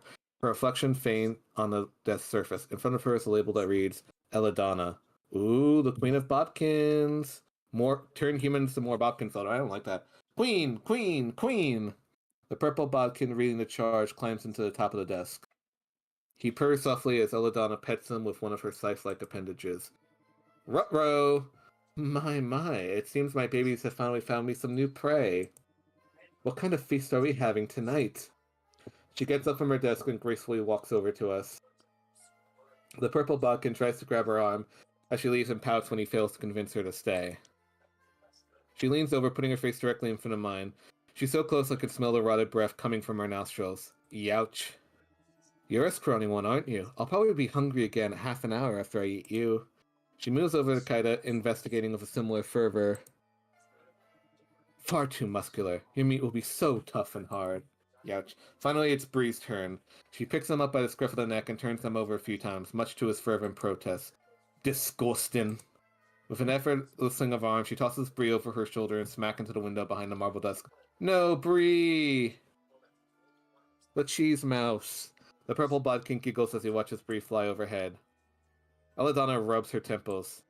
Hardly what I consider a meal, but it's been so long since my children have eaten flesh. I suppose this will have to do. Groups of bodkins rush up to us and check our pockets. They throw our phones and some vials Kaya brought to take the venom samples out the floor, clearly not interested. Then they find a six of Caddison dust in Bree's bag. Uh-oh. Wait, we need those! But despite our pleas, the bodkins dump the wooden sticks into the fireplace to use as kindling. No! Once again, a cheer erupts from the crowd. Aw, my little babies. Suddenly, the door behind us slams open. Oh, wait. Whoop. A woman in a pink suit poses dramatically in the doorway, saying nothing. Oh, hello, who's this? I? What are you doing here? Saving my baby sister, of course. You don't even have a little animal friend. What makes you think you can stand a fraction of a chance? Because I found your weakness, Bodkin Queen. She snaps her feet out shoulder to shoulder with apart, looks down at the floor, and triumphantly hoists a small can of insect repellent high above her head. After a pause for dramatic effect, she lifts her head slowly, a smug grin plastered on her face. Now, prepare to perish! Eladonna is upon her in a flash, lifting the woman up by her shirt collar and snorting inches from her face. Uh-oh. You think a mere spray bottle is going to... Without warning, Ace sprays a can of repellent directly into the oversized bodkin's eyes. Yeah! You idiot! The room full of bodkins rushes to attend to their teary-eyed queen. In the chaos, I move for Kaida's boot and unsheathe the hidden dagger. Awkwardly, I angle my body so I can begin cutting the weapons around her arms and legs. Just as I'm finishing up, Eladonna hears the noise and turns stare directly at us, one eye screwed shut in pain. Youch. Not so fast! I barely have time to free myself before the queen is looming over me. I slash wildly with the dagger and manage to hit one of her many fangs. Venom leaks out of the fracture it creates. Ah! Dodging as one of Elladonna's claws comes crashing down onto the ground, I grab one of the sample vials and collect as much of the dripping poison as I can. But Elladonna's two claws hit me on either side of my torso, drawing blood on both sides. Youch. She lifts me in the air and I prepare for the worst. Instead, she chuckles? A soft, deep chuckle as she looks at me with an oddly studious gaze. You're tougher than I originally gave you credit for, aren't you, little one? Perhaps I'll make you mine instead.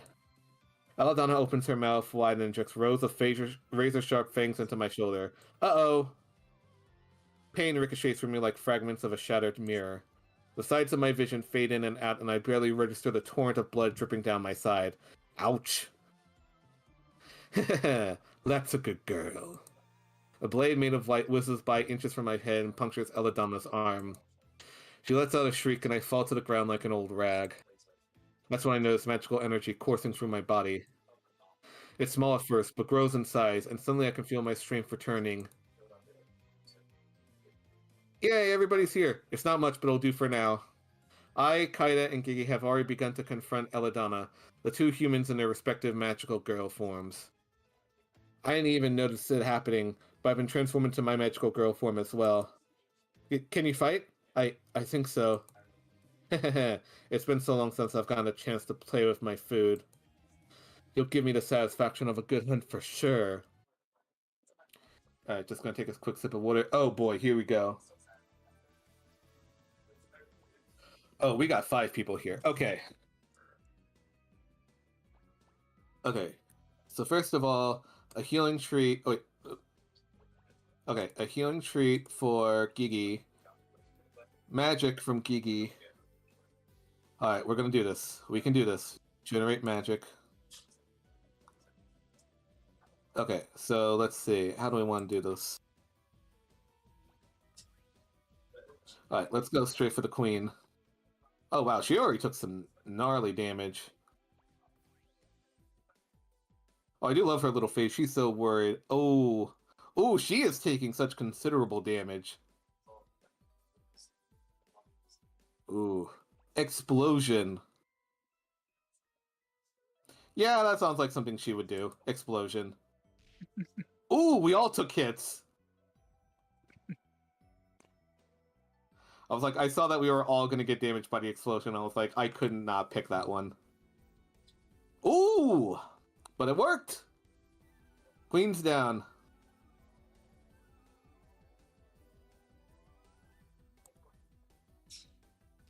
Ooh. Ooh, they are really biting on Brie like a chew toy. Youch. Okay, fire is extinguished. Okay. Okay, so we're still going through our effects. Okay. So we are at the halfway point of our streaming time, so we probably should. I think you're at the final battle. Yeah, well, you're at the final battle, so I think it's only going to be a few minutes to finish up. Yeah. But yeah, I'll leave it up to you. Yeah. I think as soon as we can at least get to the train, and then maybe we exit out from there. Yeah, that sounds good. Oh yeah. I mean, heck yeah. Let's see. But also, thank you for letting me know. Oh gosh, I have no idea what the heck's going on with the status effects. Let's see. Oh, I gotta generate magic. There we go.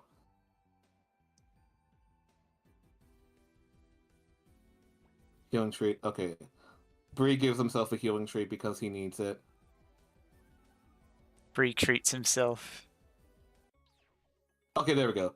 We just won art, so we are going to clear out victory! Yay! Yay!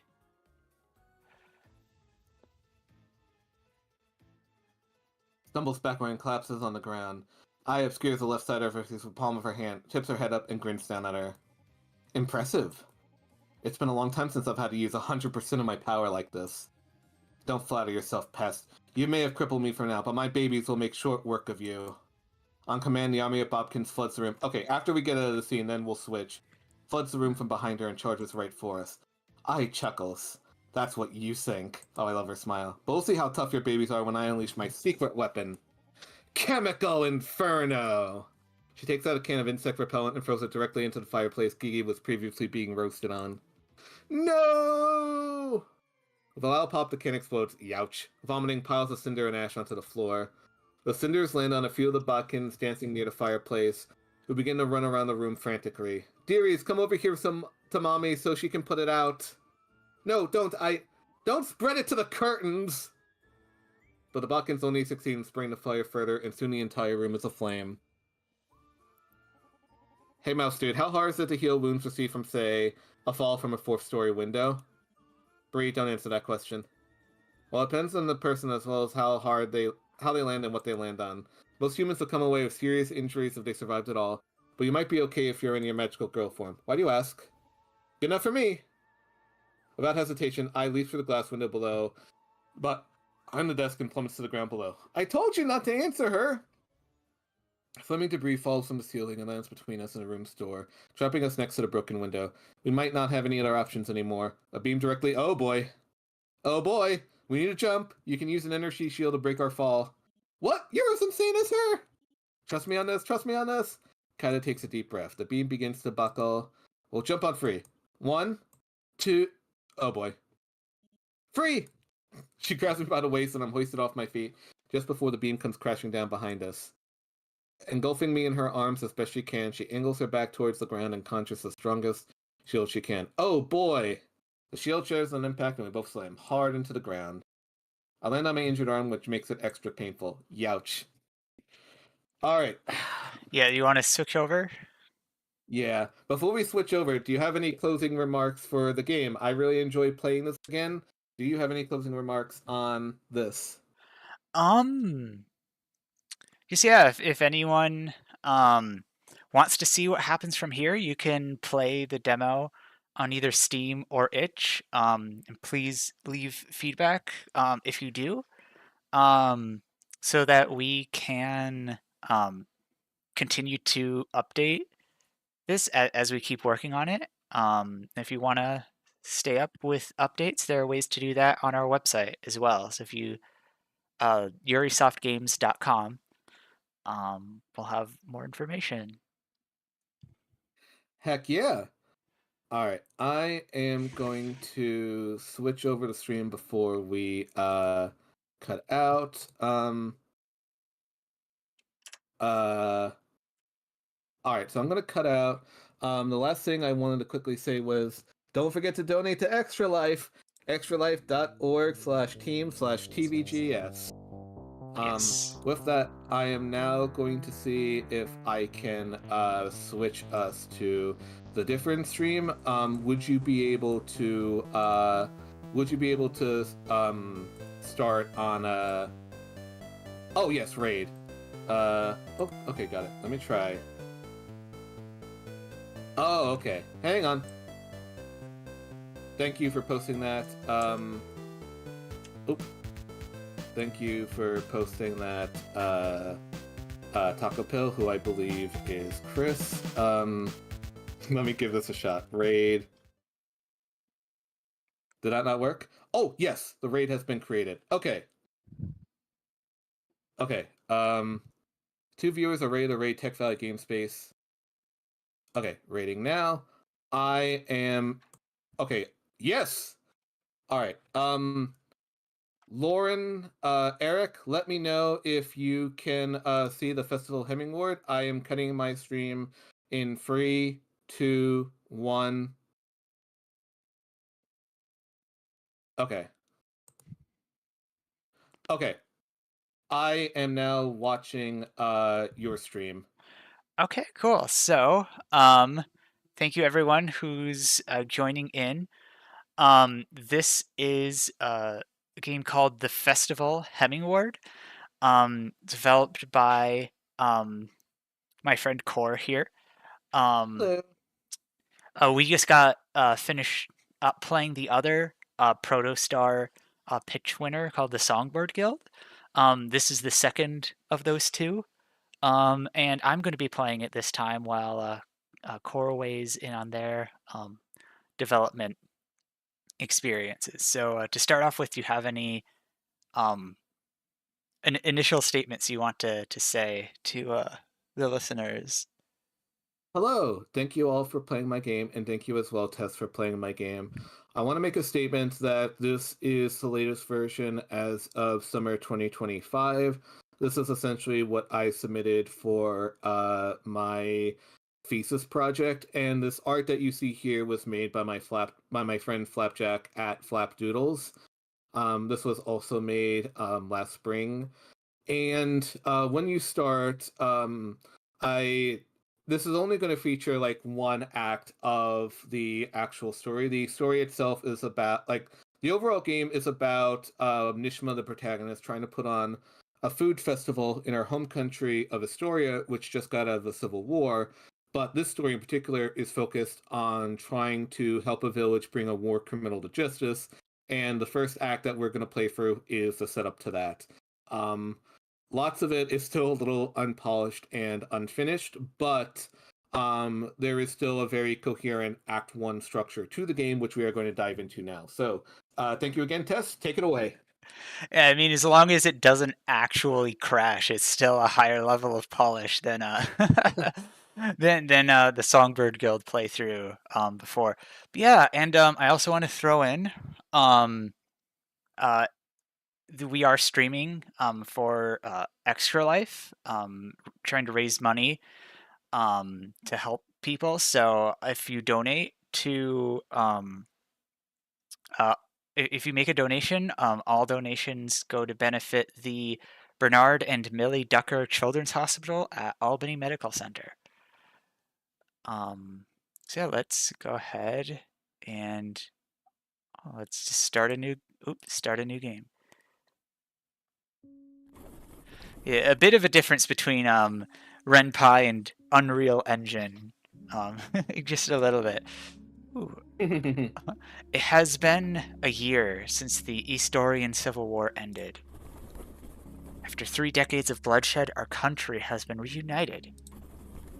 A revolutionary government, the Citizens Militia, has overthrown the previous warring factions and deposed the autocratic Barchester regime, which began the war all those years ago. Ooh. Oh, yes, I forgot. The speech log kind of is a little busted, I'm afraid. Yeah, no worries. I like the naming and sort of like the world building that is happening here. Thank you. Now comes the hard part, trying to move on from the war. I am Nishma I'm sorry if I pronounced this incorrectly. Nishma Maranayan. And close. Okay. Nishma Maranian. Maranian. It's all good. Okay. I am Nishma Maranian, and I was 23 when the Citizens Militia first came to my village. I saw firsthand how they helped people rebuild their lives after so many years of strife. It was then that I realized I wanted to do my part to bring people together and help them move on from the calamity of the war. To that end, I am putting on a festival for the dawn of spring, one of our most important holidays. Through this festival, I wish to unite our country by highlighting all of Astoria's cultures and cuisine. My efforts today take me to the village of Hemingward, nested deep in the woods of Barchesteria. I am going to speak with the village elders about taking part in the festival and sharing their famed dish, mandrake meat. Mandrake meat is derived from Astorian mandrake and is practically indistinguishable from beef. I'm driving today with my friend Gil Urez to work out the details of Hemingward's involvement with the festival. Here goes nothing. Ooh, I like the little choice menu here. Oh! Thank you. Current has to get Nishma's attention by clicking on her. Oh. Enjoying the view, Nish? It's really pretty this time of year, or I've seen better. Yeah, it's nice out there. It's really pretty. Yeah. How much longer until we get there? I'd say we're about 20 minutes out. Where's the meeting location again? Let me double check my notes. Margaret said the address was 27 Raleigh Street. We're meeting them at a temple at the base of a mountain towards the northern end of town. 27 Raleigh Court, northern edge of town, at the base of a mountain. Got it. Shouldn't be too hard to find. How are you feeling? I'm excited. I've been dying to try out mandrake meat. It'll be perfect for the festival. Oh, I'm glad. Just don't get too bummed if they back out or something, okay? I gotcha, but I really hope it's not too much trouble to ask for their participation. I hope not either. Then again, you're a hard gal to turn down. I'm sure you'll seal the deal easily with that winning smile of yours. Ooh. Yeah, I hope so. Look, I wouldn't worry too much about it. Wait, hang on. What the hell? Oh, that's not a good sign. Speaking of not good sign, I want to take a quick note to say, for some reason, the color grading on Tech Valley Game Space's stream is off. Oh. So the game itself is normal. I just don't know what's going on with the stream. But audience, if you're seeing this, apologies for the kind of weird stream coloration. Interesting. But is there like an options menu to double check? no. Okay. Yeah. Would you like me to try to restart it and see if it becomes less red? We potentially could, but I would say let's get through this sequence just so we don't have to replay it. Okay. Because then we can pick up at a checkpoint. Okay, sounds good. Yeah, we're gonna keep going forward. In front of you is a car parked square in the middle of the road, blocking you from driving past. Oh, for crying out loud. Just plow straight through to the car now. Let's try to go around it. There's not enough room to pass. I'm not risking it. Ooh.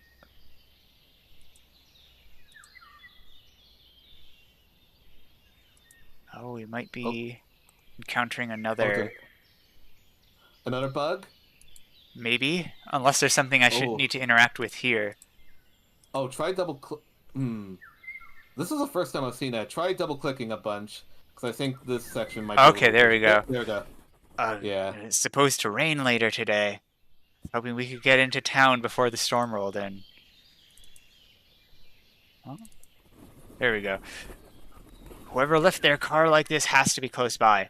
Let's search around and politely ask our mystery driver to move their car. Can we ask them rudely? If they give us a hard time, absolutely. Let's go. Yay. Yay. Alright, so WASD to move, left mouse button to move or interact, scroll wheel to zoom in or out, Q or E to rotate camera, shift to switch between walking and running, tab to check objectives. Okay. Yay. Oh, he's following me. Okay. I should also note Gil is a girl. Oh, okay, okay. Yeah. Yeah. There you go. Oh, what's up? Just wanted to say There's hi. a swear word coming ahead. Alright, enough We good, screwing kid. around. We gotta find the driver. Yep, that's what it said. Why are... True. Oh, that's awesome. Yeah, I like how he lifts her foot up to... Oh, she did lift her foot up to stand on the log. I don't know. Oh, she's- interesting. I don't even think I've noticed that. That's new to me. Oh, is this our driver? Stranger in a We'll see. suit. Look at those eyes. Those eyes aren't trustworthy. In the middle of the clearing is some guy in a suit. He's smoking a cigarette and looking off into the distance. As you approach, he turns to face you. He has no irises. They're just entirely black. Good afternoon, officer. Can I help you? Oh, I guess they're all like that. Just for some reason I noticed it in him. Actually, yes. Sorry. We need you to move your car. Oh, I'm terribly sorry. I wasn't expecting anyone else to pass this way. But isn't this the road to Hemingward? It is, though you two are the first people I've seen use it in a long while.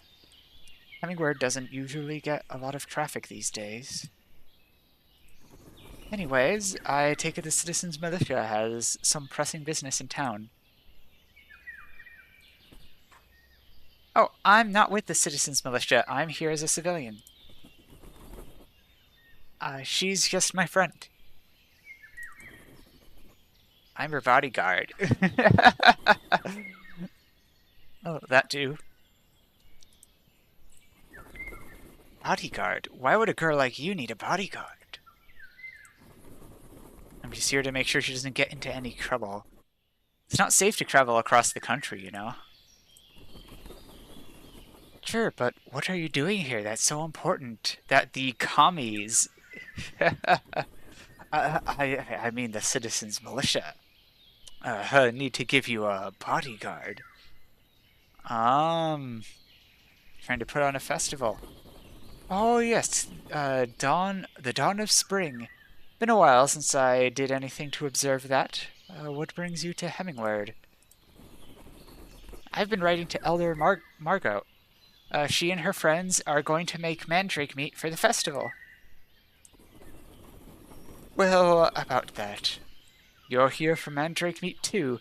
I've been speaking with Elder Margot about sharing their recipe. Oops, sorry. Really? I'd like to strike a licensing deal with the town to buy the production and distribution rights for mandrake meat. There's a fortune to be made mass-producing this stuff for an international market. Oh, I apologize. Could you click again on speech log to fix the bubble? Oh, okay, there we go. Yeah. Sorry. This sounds great. Oh, good. I'm sure Elder Margot would love to work something out. Ah, well, you'd think. Problem is, she and her friends are not as fond of the idea as you and I are. You know what's interesting is the people are not quite as red, but the background is on the stream for some reason. I'm surprised. What? Yeah. Yeah. Okay. Oh wait, we've got comments here. Oh yeah, so Brian says he thought it was an aesthetic choice. Okay, yeah, you are responding to them. I think I encountered a bug like that when I played through one of the later builds. Sure I'll find a way to fix it. Okay, cool. Okay, so yeah, you can see the chat over there now. I'm surprised they've been eager to work with me. Or they've been eager to work with me. Oh my god, sorry. It's all good. Tell you what, how about you and I team up? If they're okay working with you, maybe they'll come around to my licensing agreement. Love how you said that. What did you have? Why do the townsfolk not want to work with you? It's immediately suspicious. Like I know this guy has no irises. I don't want to make presumptions, but I think it's because I'm an outsider. Oh, I'm sorry. Why do the townsfolk not want to work with you? Yeah, I'm an outsider. They're okay with me. Well, sure, but that's because you're historian. Wait, I mean, you're not historian? Where exactly are you from? My apologies, ladies. I need to get going. Hang on. Don't you want to try working something out while I'm here? How about we put a pin in that? Just forget I said anything about it for now. I have another appointment to get to, and I need to get out of here before it starts storming. Good luck with your festival. I'll catch you around or something. Goodbye. Oh.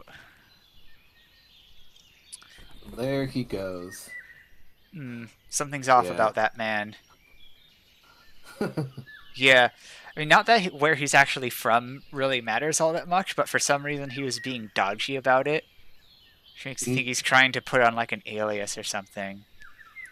Hmm. At least he got his car out of the way.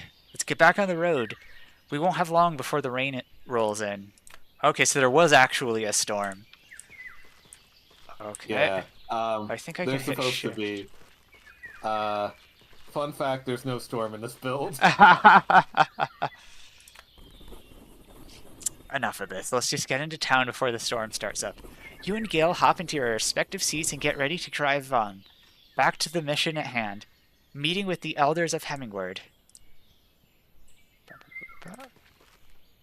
Oh, I love how the narrator is a bluebird. I wish. I think it's just the Bluebird's the name of the car.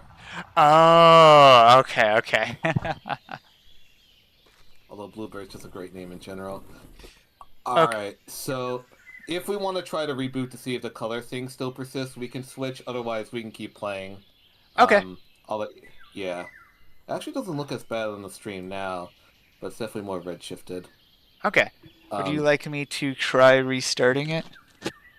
Actually, yeah, if we could try restarting it real quick just to see if there's any color thing. Because then Okay. we can just pick up right from here. Is there a way to you. save? Oh, There's a checkpoint. there's a Well, I'll show checkpoint. you how Okay, to- okay. Alright, sounds good. Yeah. Alright, Yay! let me... Thank you. But yes, that's the very opening. How do we quit out of this? Oh shoot! Can you pause? I think you might have to Alt Tab and exit out through the desktop. Okay. Oh, there we go. All right, and then we'll try booting it up again. But yeah, we'll get. So by the time we get to like 6 o'clock, we'll at least be able to get through like one of the more consequential parts of the story, but Okay. we won't necessarily have time to like see everything else. Okay. Okay, yeah. All right, go to chapter select. Okay. And then go to chapter 1 village. Okay. Oh yeah, that looks...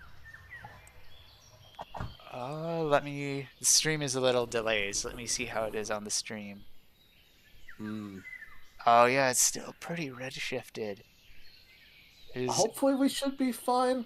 We'll be stepping into another building, so that might not be as big of an issue, actually. Okay. But thank you for trying to reboot. I shall let you take it from here. Oh, and also thank Jamie. He's the one making all the tech work. Thank you, Jamie. Okay, I do want to try to make sure that we get to the core said there's a consequential part coming up. So maybe, yeah. Okay.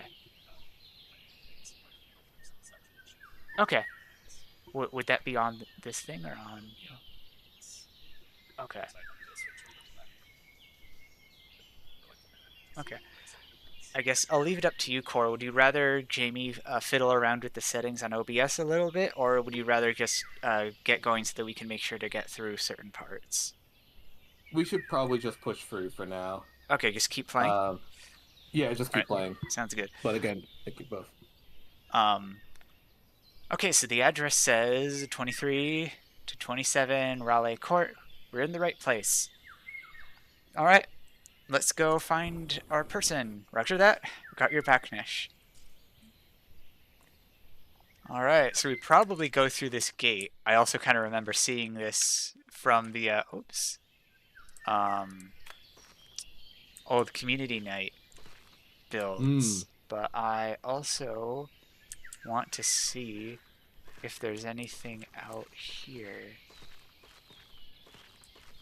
I guess we are trying to make sure we get through stuff, so I shouldn't get too... Yeah, no. Yeah. Oh, I really like that effect of like looking through the forest though, but yeah. I'll stay on the story path to make sure we get through story stuff. Okay. I wonder if I can look at the house numbers here. No. Okay. I should actually implement that. Oh, we're in the house. Oops. I kind of funny enough, I introduced invisible walls in the latest patch, but I forgot to push it up. Also, poor Gil. Just leaving him like just abandoned. Yeah, she is boxed in. I don't need a But yeah, bodyguard. I can get up to enough mischief all on my own. Ooh, so true. Gil is trying to follow again. Yes. All right. Yes. Oh, there she is. State your business. What does the citizens militia want for? Why does everybody think that we're citizens militia? I'm sorry? Bad enough to deal with that idiot from Oranos. Now the CM is pestering us again. Hold your horses, Cam. Nishma, is that you? Oh, hi, Elder Margot. It's me. It's so good to find. Oh, sorry. What was that? Oh, I was just giggling. I'm just loving this dialogue. It's so good to finally meet you. Now I can put a face to the kind lass I've been writing letters to. Oh, and I can do the same with you. I'm glad you could join us today. These are my friends, Kamaltha and Eurydice. It's so good to meet you, dear. We are the elders and custodians of the village of Hemmingward. Welcome, Nishma. I apologize for my unwelcoming attitude. We've been dealing with an unwanted visitor lately. Unwanted Loving the visitor? dramatic reading. Unwanted visitor? Could she mean the businessman? Ah, so you've met Mr. Denikis. We ran into him on the way into town. I can see why he annoyed you. He's a peculiar man. What's his story? He claims to be a businessman from Oranos. He showed up a few months ago. Cam, Yuri, let's change the topic. You don't need to worry about that, dearie, though I am curious, why are you with someone from the Citizens Militia? Oh, is that why everyone thinks it is because Gil is okay. She looks at you expectingly. Yeah, I'll just introduce her. This is my friend Gil Urez. I'm her bodyguard. Oh, that too. You didn't mention you had a bodyguard.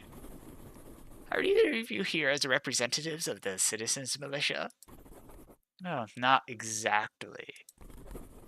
They're helping with some logistical stuff, but I'm mostly organizing the festival by myself. And why do you need a bodyguard? Is the rest of the country really so dangerous that a girl needs security to put on a festival? Yeah. yeah, pretty much that sums it up, yeah. In any case, you two must be starving. Please, join us for lunch.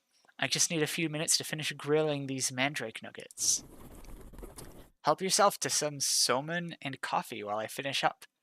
Is that, how you pronounce that? Is somen? Oh yeah, I think Samoon. Somun. I'm honestly not entirely sure. It is Bosnian. Okay, somun and coffee while I finish up. Oh, of course, and thank you, Mrs. Margaret. Yay. Oh, so I can talk to them. Laser focus on the frying pan. The aroma of the mandrake sizzling in the pan is intoxicating. Oh, it'll be done in just a minute, dear. Yes, can I do anything? I think I will warn some of these options just cut off. That's a mood. That's totally understandable. Is there anything I can do to help? Well, thank you, dear, but we've got everything under control. Although, would you like to grill a couple nuggets yourself? Oh God, right. Okay, is it okay if I hit I'd love to? Yeah, I forget what happens if I press I'd love to. This is such a game design mood. What do I have to do? Flip them like I would breaded chicken? Yep, nothing too complicated. You just let them grill, then flip them like you would any other meat. Give me a second to set this pan down, and I'll get out of your way. Oops. Yep, that one's supposed to give way to a mini game next time. But yeah, also, this is their little temple. One thing I would like to note is that this building is directly based off of Bosnian mosques, a lot of which Oh, tend nice. to be, yeah. I wanted to try to make this look like both an actual community center and just a living room because a lot of Bosnian mosques in particular have that aesthetic about just being like a cabin with a bunch of rugs on the ground Oh, and nice. religious art as well. Yeah. Cool. What happens if I... Oh, okay. It's just got a box around it. Yeah. Well, I do want to make sure we get to this, because I remember you showing this off. I think there we go. Oh gosh, yeah. All right, everyone. I don't remember it being that finicky. All right, everyone. Let us begin. Oops. Okay, there we go. I must admit, we weren't expecting to host someone from the Citizens Militia today. I'm sorry, I hope Gil coming with me is not a problem.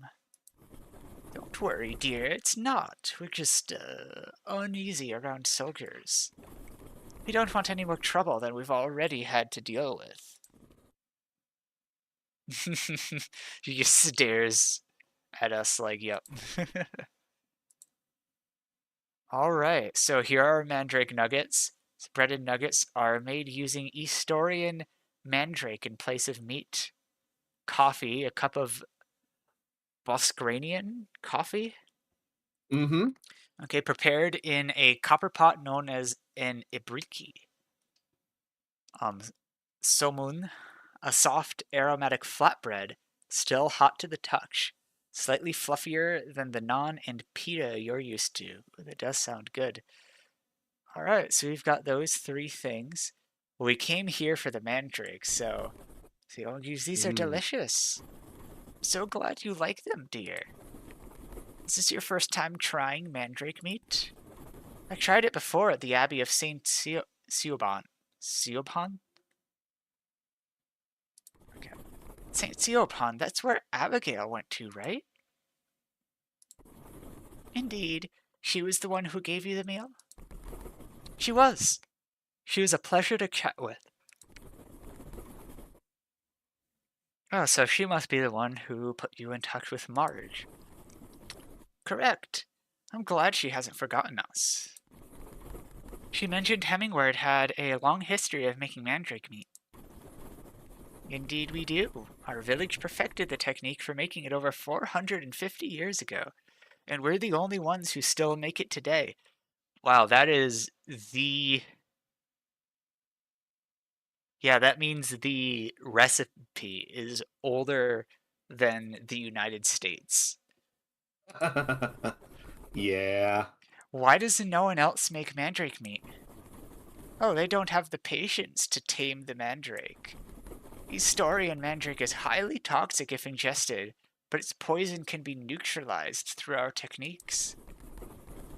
If we have enemies, we give them the wrong recipe so that they eat. No, it takes a lot of patience and precision to make mandrake edible. Making it delicious is another matter entirely. Exactly. Other people make mandrake meat once upon a time. But we're the only ones that have stuck with it. Oh, I'm impressed by your dedication to your craft. Thank you, dear. Our forefathers made a name for themselves with mandrake meat, and we have a reputation to uphold. Alright, so we had the mandrake meat. Let's have our coffee. So what makes mandrake... Sip, sip, sip, sip. Oh, sorry, what was that? I was just saying sip, sip, sip, sip, sip. I'm so Oh, sorry. no, yeah. So what makes mandrake meat so difficult to make again? Eastorian mandrake roots are incredibly toxic in their natural state. You can't cook them like other veggies, and you certainly can't ingest them raw. How do you make them safe to... Yeah, that's probably my question. How do you make them safe to eat? The process required to make it edible is a closely guarded secret of ours. While we will not share the finer details at this time, we know that it's a lengthy process to purge the toxins contained within the roots. Did you enjoy the bread, girls? It was lovely. A little doughier than what I'm used to. Oh, what kind of bread do you usually have? I'm from Carmosia. And so we usually have naan. Crispier and flatter. Well, I'm glad you enjoyed it all the same. How about you, Miss Gill? Did you enjoy the bread? Yes, it was delicious. Thank you. Yeah, so what was that about any more problems with the Citizens Militia? On 2 separate occasions. The first time was in 2020. Your army was pushing through Barkchesteria when a small detachment arrived at Hemmingward and proclaimed themselves liberators. Of course. I remember that commander of theirs was a real sweetheart. Fia and her girls had a nice time with him. Roxanne, too. He was a pompous brat. He was a little full of himself, but he and his troops were well behaved. We let them stay in town for a couple days, then sent them on their way. Did they ever visit again? Actually, yes. That same commander came back in 2021 with some diplomat to meet us. It was only for a few hours, though. Well, what did you discuss? They asked us to join their new government. We declined their offer of protection, and they left soon after that. No other officials or soldiers have shown up since. I mean, it's your choice, but why not? We don't want to get involved with any larger conflict. Totally fair. No, absolutely. But the war is over, isn't it? I mean, right now it's over. That depends. Aren't you still fighting those old regime holdouts? Are we? Yeah. But the worst of the fighting is past. Command is trying to dislodge them. But... Sorry, the war is more or less done with. Even if that's true, we prefer to keep to ourselves. Don't worry, dear. It's nothing against you or your friends. We just like our independence. I mean, it doesn't really mean anything to me if you guys want to be part of a government or not. I mean, I go to other countries and they're like, I don't really like the U.S. administration. It's like, no, really, I'm from the U.S. and I don't like the U.S. administration. We 100%. Yeah, we hear the CM can be an eccentric bunch, but at least they aren't forcing us to be a part of them. Who knows? Maybe we'll join you all someday. Oh, sorry, I'm really sorry. I keep hitting that. Let's talk about that some other time, though. Yes, this is quite the raw discussion. Fair enough. I'm just glad they still send couriers our way. Otherwise, Nishma and I would have never met. I'm glad you've been getting my letters. It's been a pleasure writing you. Likewise, my dear. So I'm curious from their discussions, are they like completely self-sufficient out here? Like they do their own farming, they gather their own water and materials, they build their own stuff? Yeah, they're about as self-sufficient as like your average rural village nowadays. So like they still get Okay. stuff from the outside. Okay. Yeah. Let's Okay. see. Yeah. Alright, cool. Alright, likewise, my dear. Alright, that is everything, I think. All right. Here. I'm delayed for the stream. Oh crud! Did it not go through? Ah no. I think that might be a glitch. Oh no. Okay. Alright, so we're not going to redo the temple sequence again. Can you pause and re-exit the game? Because Okay.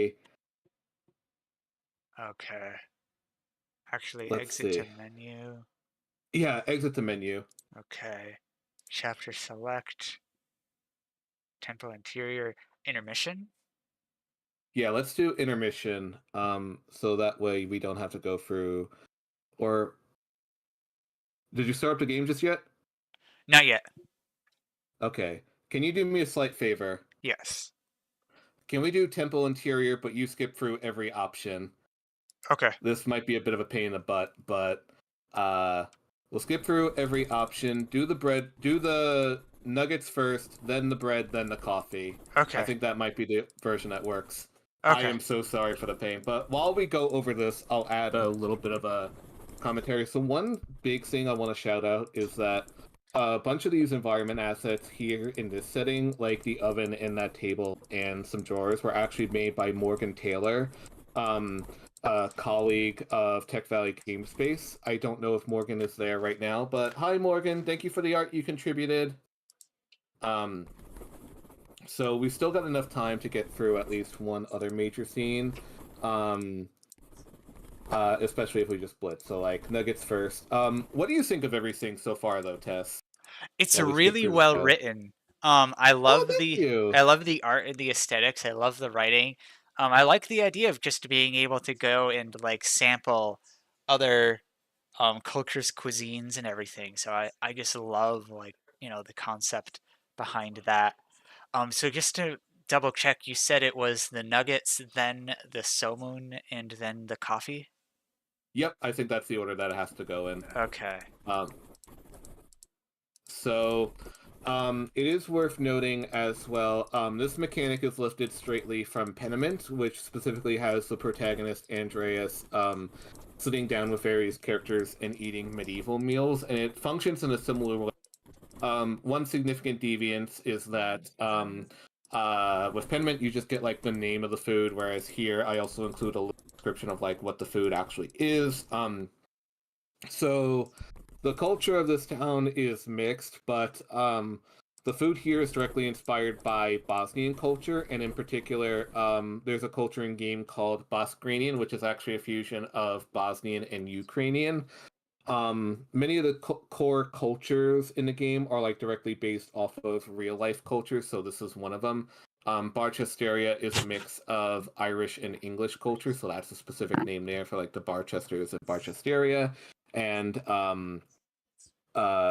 yeah. Let's see. I think I think that's basically a summary. It's like it's worth mentioning that the specific village is based largely off of Bosnian aesthetics, just because I did a whole research project specifically about the Bosnian War. Yeah. Yeah, that was tied to a class called Human Rights Archives, one during my time at UConn. I'll Neat. let you go. Yeah, I'll let you go through the dialogue. I think once we finish here, then we will get to like the next consequential part, and then we should still have a bit of time, but I think we'll get through the most important part for now once we get to 6 o'clock. There Okay. might be a little swearing ahead, so just Does it matter which choice I make here? no, it doesn't. It doesn't. You are fine. Okay. I am curious with which one of these two, because I did the third one last time. Okay, yeah, what makes them so poisonous? They're loaded with all sorts of toxic chemicals that cause intense sickness, hallucinations, and even death. Okay, so you can die from eating it. All my life I've wondered how our ancestors ever made it safe to eat. Okay, yeah, so now we're going to that. It is really interesting how you see throughout history groups being like, I know this thing like hecking kills people who eat it, but like I'm going Yeah. to eat it and live somehow. Like, Yeah. challenge accepted. um, Exactly. Thank you for providing us this lovely meal. Also, I'm God, the way they're all sitting, I've got to fix that. I'm glad you enjoyed it, dear. It's been splendid chatting with you. Indeed it has. Now we ought to discuss the matter at hand. What would you like us to do for your festival, Nishma? For the dawn of spring, I would love for you all to join us and serve your mandrake meat dishes. I'm putting on this festival to celebrate all that Eastorian culture has to offer, and that includes Hemingward. To be clear, we are serving and preparing the food ourselves. What arrangement will work best for you? Yeah. We prefer to handle every part of the meal preparation ourselves. We have enough people who can help out, but we don't want any outsiders involved. Speaking of which, you don't expect us to share our recipe for creating mandrake meat, do you? Nope, not if you don't want to. You retain complete control over your recipe, and you keep the profits from what you sell. She nods in approval. Do we have to pay anything to join you? The Common Temple requests a small fee of 100 cores from each vendor to use the temple grounds. If it's a donation to the church, we can accept that. So what do you say? Would you like to join us? I think we would. What do you say, gals? I'm on board. Your terms are reasonable, but... Is something wrong? Oh, it's nothing of your doing, dear. It's just... I'm afraid we've had deals go bad for us before. Cam. I'm not going to get into it now, Marge. I just don't think we should agree to anything right away. Besides, who knows how dangerous this festival will be? It's not safe out there. Oh wow, it will be protected by Argo. Let's see. Oh, so what do you mean? Well, if a girl can't travel from one end of the country to another without a bodyguard, how safe do you expect an event of hundreds, maybe thousands of people to be? Which is a fair point. If it eases your concerns, there are armed guards to make sure there's no trouble. We're still working out the details on that. That does not ease my worries. In fact, it makes them worse. I won't have us caught in the crossfire if some trigger-happy madman opens fire on the crowd. Oh, I'm sorry. I didn't mean to scare you. At least you recognize the potential for things to go wrong. Cam, I'm worried too, but we can't be ruled by fear forever. Yuri's right. We can't let our fears paralyze us. This festival is an opportunity to reinvigorate interest in our town. And in our cuisine. We don't need interest from any more outsiders. We already have that Mr. Deinicus giving us enough interest as it is. If we don't get anyone else interested in Hemmingward or Mandrake, then what do you think will happen to our town? Oh, don't start with this. We're getting by just fine. Trading with our neighbors. Are we, though? Are we really? Getting by isn't going to cut it in the long run. Once we go, there's no one to hold the town after us. Nonsense. At least you still have Fiona and her girls. The town will do just fine without us. And without any outsiders. Marge, Cam, we should discuss this some other time. My apologies, we got a little carried away. Yes, and we still have much to work through. I understand your hesitancy. Is there anything we can do to reassure you? It would be best if you gave us time to discuss this amongst ourselves. I'm afraid we'll need more time to come to a decision. Would you be able to come back another day? Yeah. Cam, we've gone over all this before. We're not just going to back out now. Look, I'm not ready to commit. We've got too much to lose sticking our necks out like this. Cam, come on. Before another... Sorry, I stayed up really late trying to get the new Songbird stuff out, and now I'm paying the price for it. Before another argument can break out, the door slams open. Another woman steps into the room. Is that a gun? Mm-hmm. What's the Citizens Militia doing here?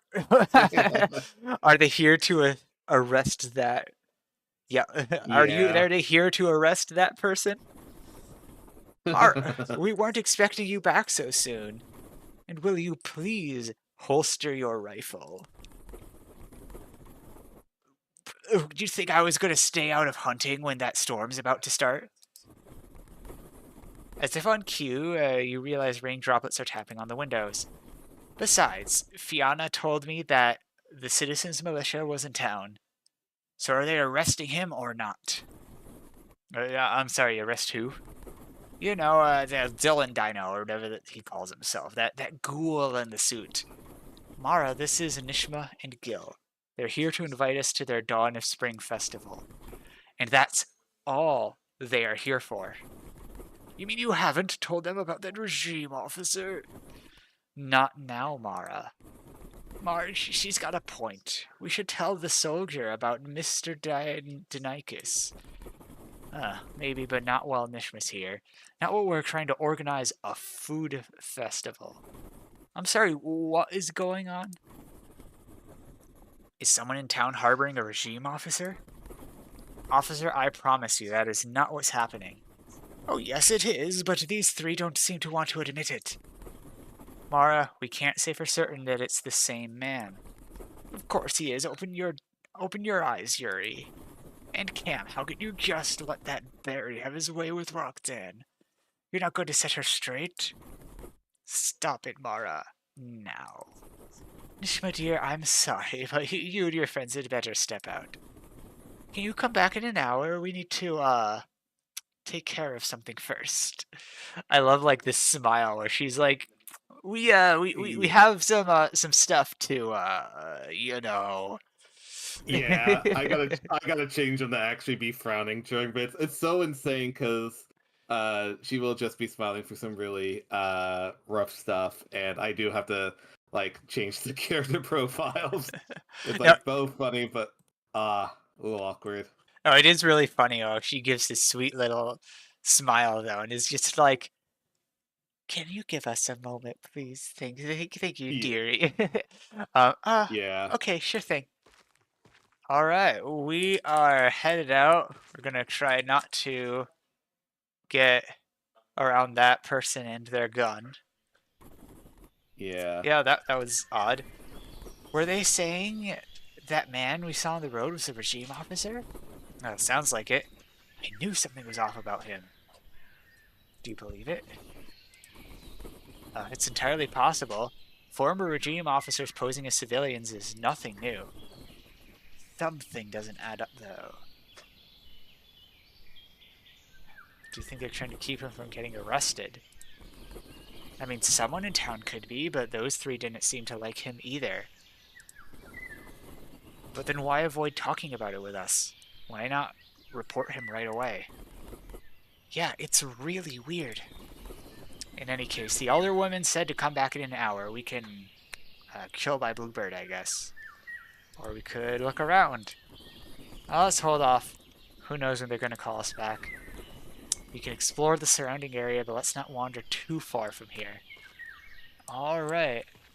Return to the car.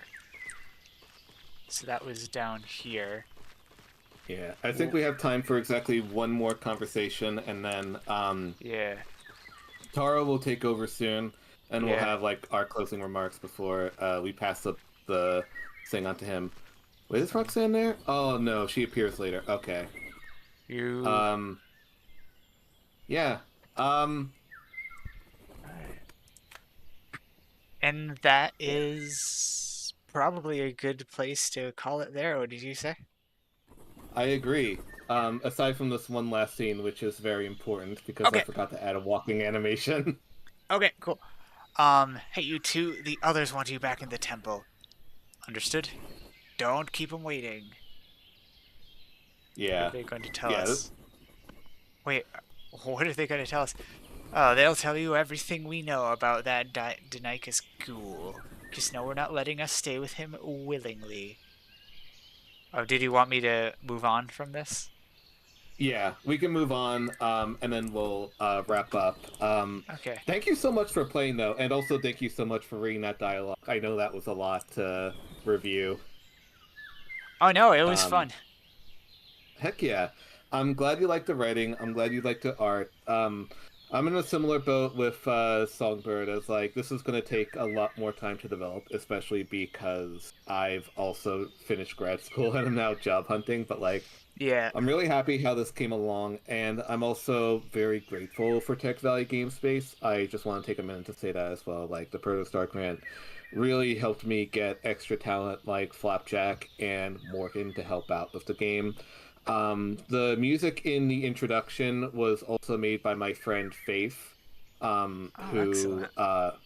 yeah, my friend Faith, who made the intro and is currently working on a couple other tunes for the game.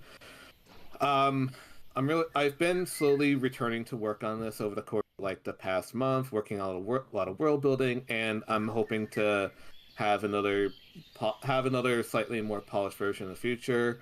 Hemingward's gonna have 3 acts total, and then we'll be seeing how the rest of the game gets developed in time. But otherwise, I'm really enjoying it. I'm really enjoying working on it, and also a shout out to my partner Lauren, who has been helping me through every step of development. Excellent. Heck yeah. All right, Any well, this final was really questions? fun. Is Heck this yeah. available anywhere? Or I guess we got it from Itch. But yeah, why don't you tell that to the everyone listening if they want to go play it themselves, where Oh to go yes, find it? if you like to play the latest version, it is available on itch as the Festival Hemming Ward. It is currently in development. Um, there will be links in the Discord. As a matter of fact, let me see if I can quickly share the link in the game chat. But also, most importantly, for now, do not forget to donate to Extra Life for Team TVGS. And in fact, let me just quickly see if this link gets posted. Yep, I posted the game link in the chat, and then I'm also going to post it in Tech Valley Gamespace under General. Um, but yes, thank you all very much for watching. Tess and I are going to sign off for now. Um, and we are going to pass the what's the word, The baton? baton. Yes, Yeah. we're passing the baton and the flame on to Taro. Take it away, Tess. Take it away, Jamie. And also thank you so much to Jamie for hosting all this. Yes. Thank you very much, Jamie. All right. Thank you very much, Tess. Take care as well. I shall be off. Farewell, everybody, and take care. Bye. Waving at the screen Bye. like you can see me or something. Bye. Same here. Bye. Bye.